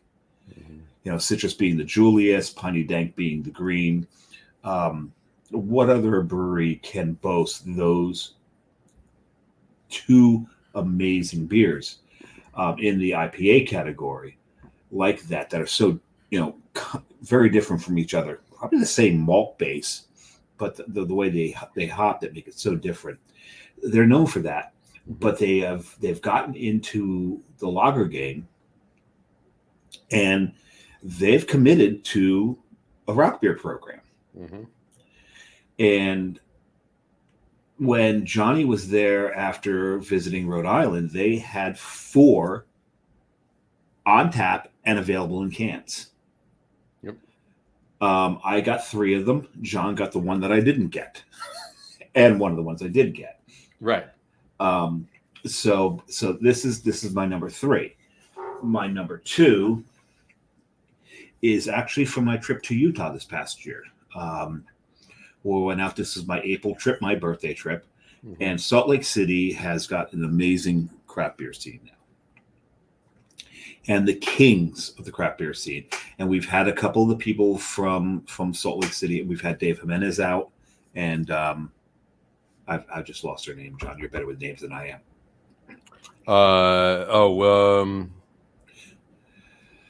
I'll think. Yeah, no. From Saltfire. I'll get it right now. Hold on a second. From Saltfire. Yeah, no. And we've had them both in the show. They both work for different breweries in Salt Lake City, and they both acknowledge that the Templin family, Jay, Templin family, Vanderwerf, Jay Vanderwerf, TF Brewing, they're the class of Salt Lake. It's hands down the greatest brewery and the best brewery in Salt Lake City. All the other breweries pay obeisance to them. No one's mad about it. they all know these guys do it differently, and they do it great. So my number 2 on this list is the Beechwood Rauch from TF. Now, what I love about what they do with their Rauchs there is they age them on different woods. They've got a series of them. I just happened to be there when they did it on Beechwood. No, it did not taste like Budweiser. Stop. Yeah, exactly. It was fantastic. I got a Schnitt pour there, so they do the 3 different pours. They do the Milko, they do the Schnitt, and the funny thing is the normal pour that we're used to. I can never remember the name of that. You know it? You remember it, John? Milko pour. No, yeah, it's Milko Schnitt. Let's see who can. I can't think of it. Yeah. Let's see who can Google it faster. That would be you because I'm looking for something. Hladinka. Hladinka. Yeah, I think Hladinka. They do all three the Czech pours there because they've got. God, I don't remember how many freaking Luker taps they've got there, but that beer was fantastic. That beer was absolutely fantastic. Yep. And I gotta say my number 1. And if you didn't get keyed in to, during my reaction on the show while I drank it, Behind the Times. This smoked dunkel is absolutely fantastic. I really, really, really enjoyed this. And my apologies to Proc that I drank this before I drank your beer. Even Proc's got to be sitting there going, seriously, you drank that before our beer? Yeah, really? Fuck you. Because I'm sure I would have appreciated this beer a lot more had I not drank this Behind the Times first. The Behind the Times. My God, John. I'll put a can aside for you for this. That would be awesome. Thank you. Yeah, you've got to drink this. This is like I said earlier in the show, John's and my palates are very similar. So most of his favorite styles and my favorite styles. There's a few places where we differ. Sticker alts are right near the top of his, and I do like them. I do adore them. They're not at the top of my list, and I think I appreciate the barrel aged stouts more than John does. And he appreciates the barrel-aged barley wines more than I do. True. But that's personal preference, but our palates tend to really be the same. We tend to pull the same things out of beers when we're tasting. So, but yeah, I'll get you a can of this. This is Behind the Times. That's my number one. Had it on the show. I wish I'd had more Rauchs through, or probably good Rauchs. I've had a bunch of Rauchs. John does the same thing I do. You get to a brewery, and they've got a Rauch on. You go, you hit a few of the other beer styles first, and then eventually you'll hit that Rauch. You'll hit that Rauch eventually. Yeah. So John, what are your three? I am checking. Are you on? You're on Untapped right now, aren't you? I'm looking for just one. I can't remember the damn name. That's the problem, but I got it. We're good.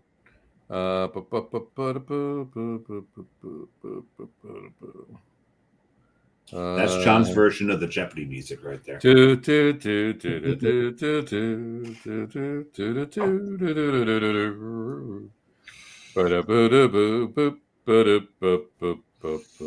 All right. It's not on here. I must have actually not checked into it, so I'll just talk about it. All right.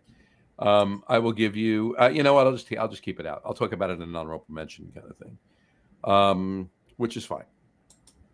All right. So it's going to be two. Same as you. It's going to be two I had tonight. And when you had elsewhere that you can't find the name of. And one I had elsewhere, but two I had tonight, and one I had last year. After our show last year. Maybe, but anyway. So my point is, what brewery was it from? Well, I'm going to get to it right now. My number three. Well, because I've got to research it while you're going through your progression here. You don't have to. Okay. All right. My number three is from Treehouse. I had it tonight, Life Without Music. Okay. And I haven't tasted that yet, so that very well may have made my list. My number two is the if you haven't figured it out, I had it last year on the show. I bought it to have it again on the show tonight. And Grodzicki. It's the Grodzicki from Treehouse. It's the Vichinanki.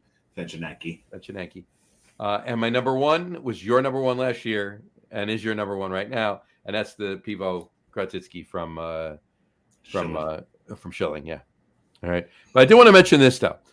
And I'll bring up for Rhode Island because you were up there. I was just up there. You lived up there for a year, the whole 9 yards.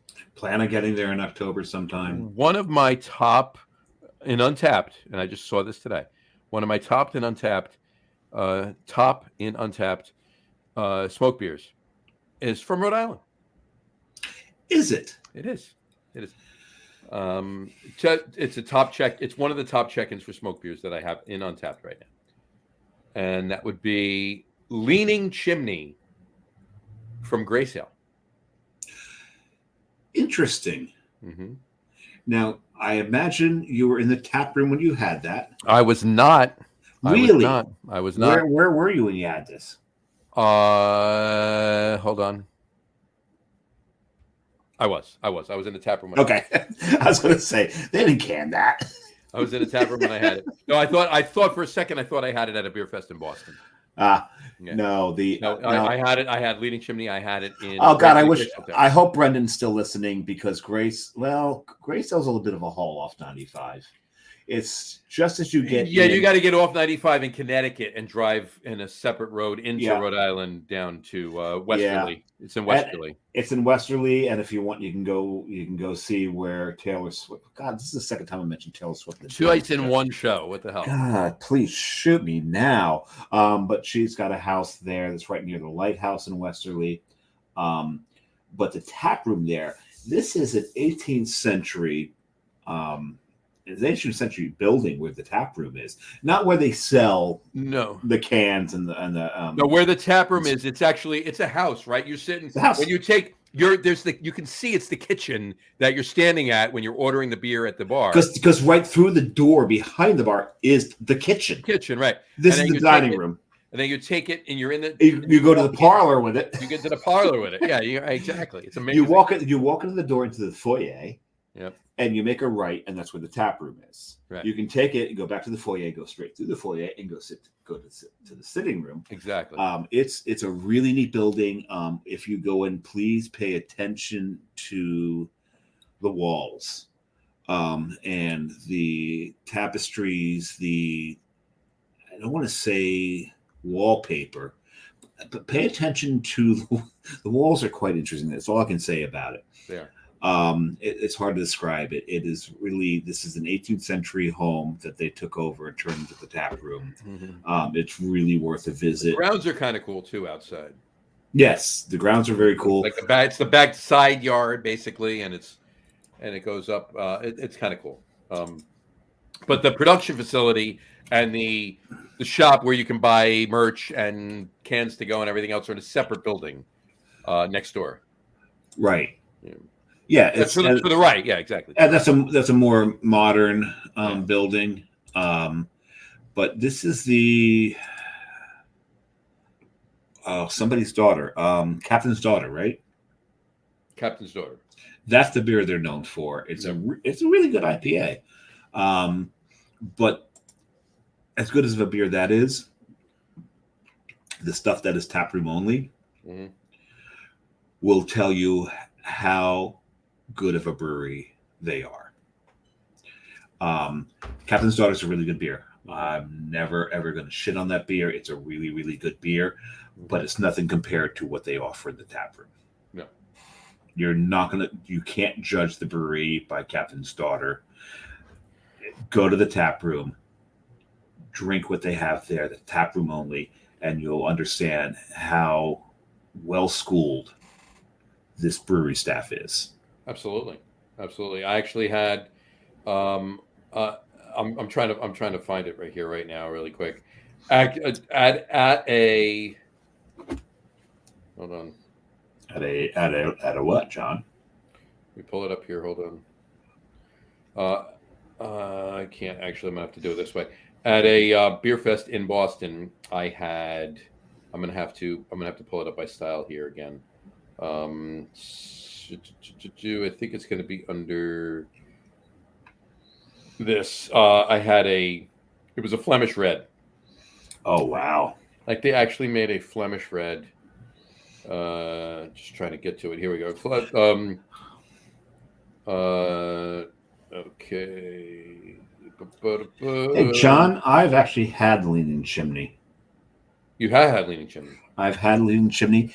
Actually, Jesse at Port Henry's got it in at one point.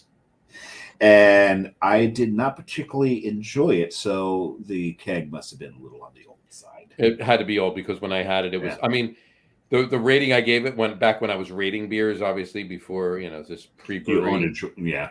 Because as a brewery owner, you can't rate beers because they're going to roast you.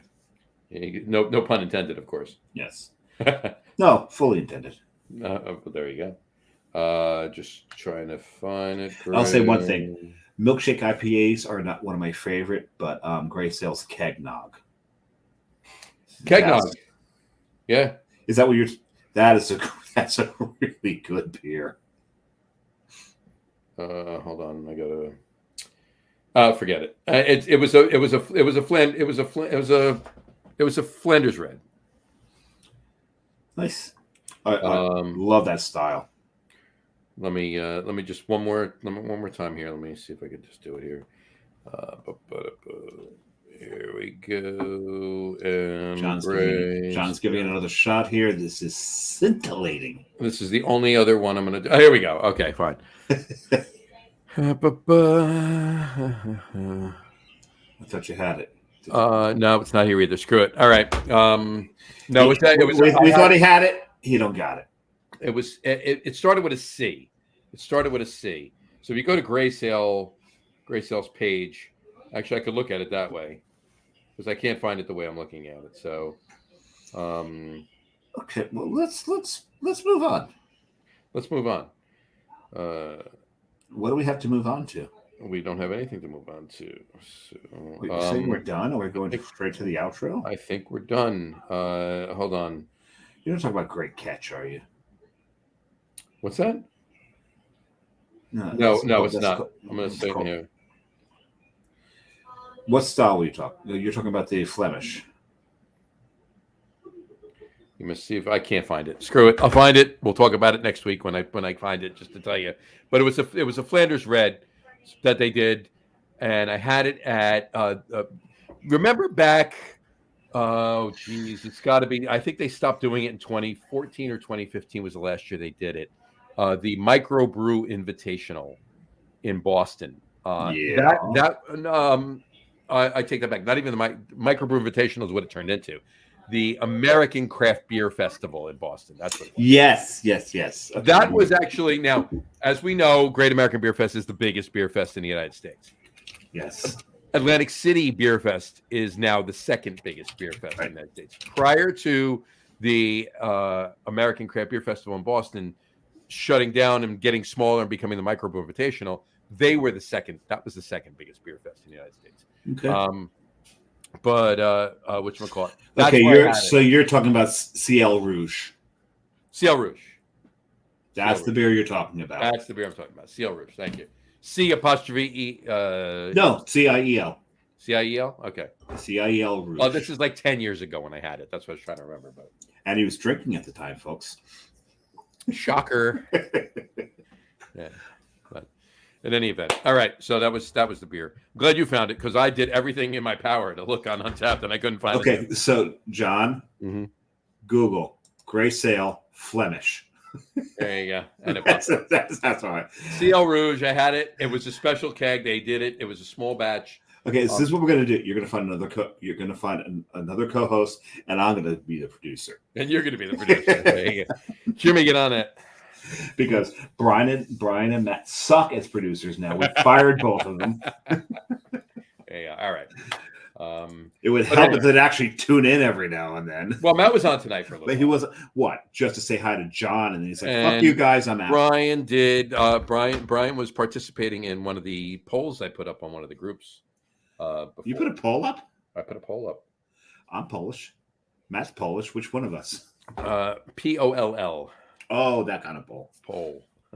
Gotcha. That kind of poll.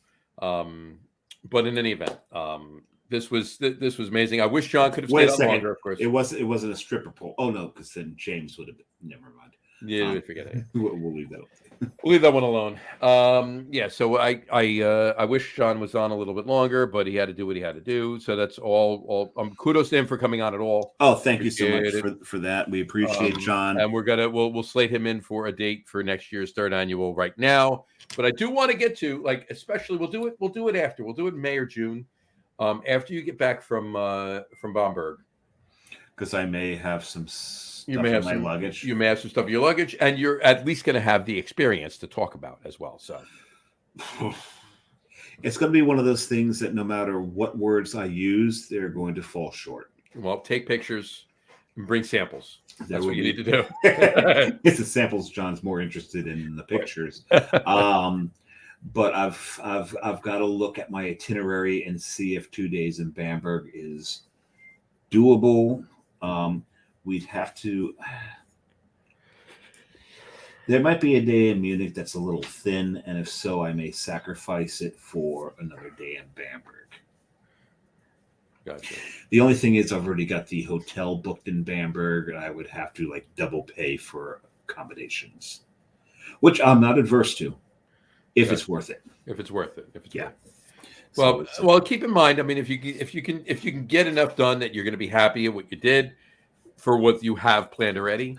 Well, considering I've already drank Tap 6 in Munich, you're going to need to get that again. Oh, hell to the yeah! You just might not. You might not need to get the fifth one. That's the only thing.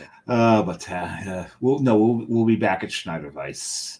We'll be at Hofbrau. There's so many places that we've got planned for there. Right. It's going to be. We'll see. As usual, when I am out internationally, I will. We'll do the show while I'm there. Yep. Right, and so that show. While I'm there will be August 16th. April 16th.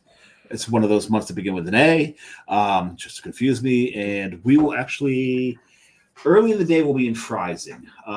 But while we're in Freising, by the time we leave Freising, you will all be waking up. I will probably go live from Freising at 7 a.m. here, Freising Tide. But that night, I got to do a little digging and connecting to see if I can't get someone from there on the show. for that night. If not, it'll be from the hotel with some stuff we picked up along the way. That's fine as well. The fun, the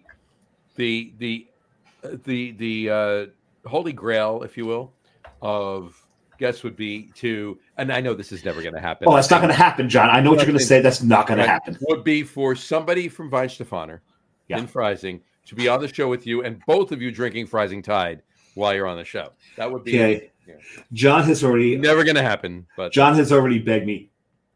Please don't bring this for them to try. No. Bring a label. I'm going to give you a label. You bring the label. I will bring the label. The label. There you go. John doesn't want to insult them. No. Because let's face it, they've been around for almost 1,000 years. They've dialed in. We've had 2 years to dial our recipe in. They've had almost 1,000. And as good as Rising Tide is, these Rights of Honor, they are the masters. They're the standard. Everything. And we bow down. And we bow to them. We do. They're the brewery gods. They probably wouldn't like that. They would not like that. No, but this, and I've showed it on the show before. I've got my confirmation of the tour and lunch. And there you go.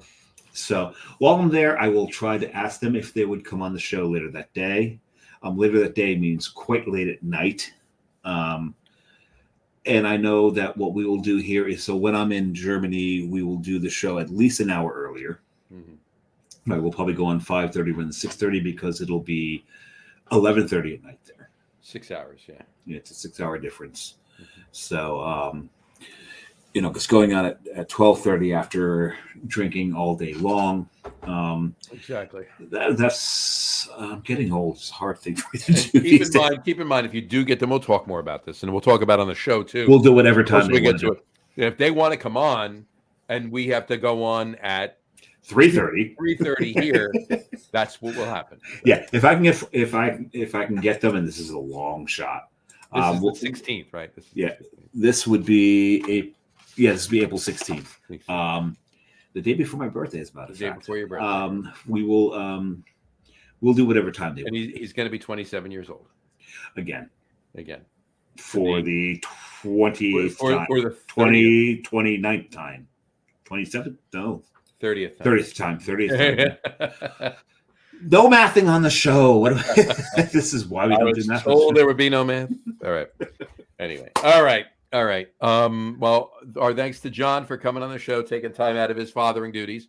Every friggin' time. And we hope his daughter's okay and that she hasn't bled out. I'm sure if it was worse and it wasn't just his daughter overreacting to whatever was, I'm sure he would have said, "Gotta go, guys." Quick. That would be the end. Guessing. I hope we wouldn't even got the "gotta go, guys," and not even the click. It would just been like off. Empty. Actually, it would have he'd been on, and he would have just leapt. And it'd been an empty frame where John Holl was supposed to be. Right. No, we don't want to alarm anybody. We're sure she's fine. Fine, right? He's got. The way she was talking, you heard her on the show too. If you watch the whole show, you heard her on the show. Her little voice. I'm sure if it was if it was worse, we would have heard screaming. So and I'm pretty certain this just turned into a kissing the boo boo incident. That's all it was. So anyway, all right. Well, we want to thank John for coming on. It was we hope we did fill in the Rauchbier talk after he signed off. We've actually opened more questions than anything. Probably. So. Because let's face it, in this country, Rauchbier is new. Yep. It's unknown. Mm-hmm. It has been a niche for so long. Bamberg has owned this, and Bomberg has owned this, and rightfully so, forever, and they always will. Right. But there's so many questions, and some people say, "Well, why question?" Right. No, exactly. It's what we do, and we're going to raise these questions. Go on to This Week in Rauchbier. You'll see 2 of the 3 questions because we've already forgotten the third. I remember 2 of them. What was the third one, John? I don't remember. It was the order that you do a flight in. It was the BSUs. What should we use to measure smoke units? Yeah. What's the mechanism? How do we do this? Is it like the Scoville Heat Unit Index? Is it how do they measure IBUs? And because that's a bitterness. So a smoke and a bitterness that should be very equivalent. It should be able to set something up that way. It should be. So that'll come up. We had a third question. What the hell was the third question? You asked it. I said bring it up, and you forgot when I said. By the time I said bring it up, so yeah, and you've forgotten since. I didn't remember it then. I just said bring it up. We'll go back. We'll go to the video. Go back in the show. We'll figure it out. We'll go to the video. We have the technology. So throw the red flag. Exactly. So in any event, we'll put these up. We'll put them up. Also, we'll put them up in a bunch of the groups that Dave and I are the actually admins for. That number is starting to increase. It's starting to increase. We'll put them up. So for those of you who are wondering, John is now the admin for New York Let's Talk Craft Beer, Minnesota Let's Talk Craft Beer, Wisconsin, and what was the fourth? Massachusetts, and also California. In California, so he's got 5. I've got Rhode Island Let's Talk Craft Beer, and Florida Let's Talk Craft Beer. Right, exactly. And you were the original admin for New Jersey Let's Talk Craft Beer until it went so damn off the rails. It's not even the name of it anymore. It's not even called a Let's Talk Craft Beer anymore. There's a whole different name to it. And that particular beer group is the most Jersey of all beer groups. Join it at your own peril. At your own, on your own risk. Yeah. it's oh god. Good group. Be ready. That's all we're saying. Bring an extra layer of skin. There you go. That's all we're saying there. And it's possible that soon I might be the admin for the Utah Let's Talk Craft Beer. For some reasons. Right. And we're good friends with the person who is the main admin for all of these. We need to get him back on the show, John. Steve's got to come back on. Steve's got to come back on. So we got to do a show with Steve and Tony together. Yes, considering Tony's a member of every single Let's Talk Craft Beer group. Everyone. That he has. he was Steve's original member in every group. Every single group. It was Steve, then Tony. And hey, I'm not ashamed to say it. You and I, Tony, if it wasn't for Steve. So there you go. This is correct. This is absolutely correct. So, all righty. All right. Well, thanks. Hey, John. Yep.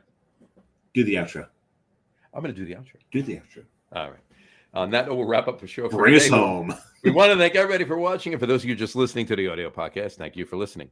Don't forget to visit our website, www.lagerroom.com. That's LEGERROOM.com. And please remember, like us and follow us on all of our social media, Facebook, Twitter, Instagram, and of course our YouTube channel. All of them are at The Lager Room.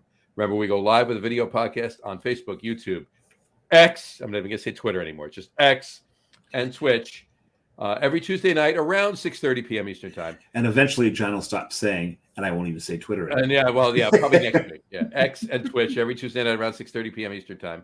And for those of you who just want to listen to the audio podcast, you can do so on our audio host, Spreaker, as well as iHeartRadio, Apple Podcasts, Spotify, Odyssey, Audible, Google Podcasts, Amazon Music Podcasts, TuneIn, Podcast Addict, Castbox, Deezer, Podchaser, Listen Notes. Pretty much anywhere you can find an audio podcast, you will find the Lager Room Guys Craft Beer Podcast. And if you haven't done so already, please subscribe to one or more of those feeds, and you will never miss a show.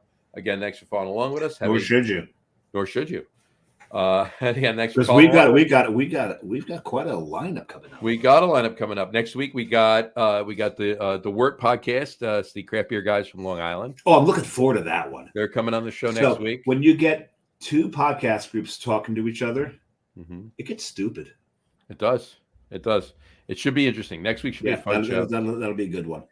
The week after that, we have Dylan and Morgan from Buttonwoods from Cranston, Rhode Island. So looking forward to that. I think I saved a couple of. I've got their beer. Something you've got their beer. There you go. There's some week after that.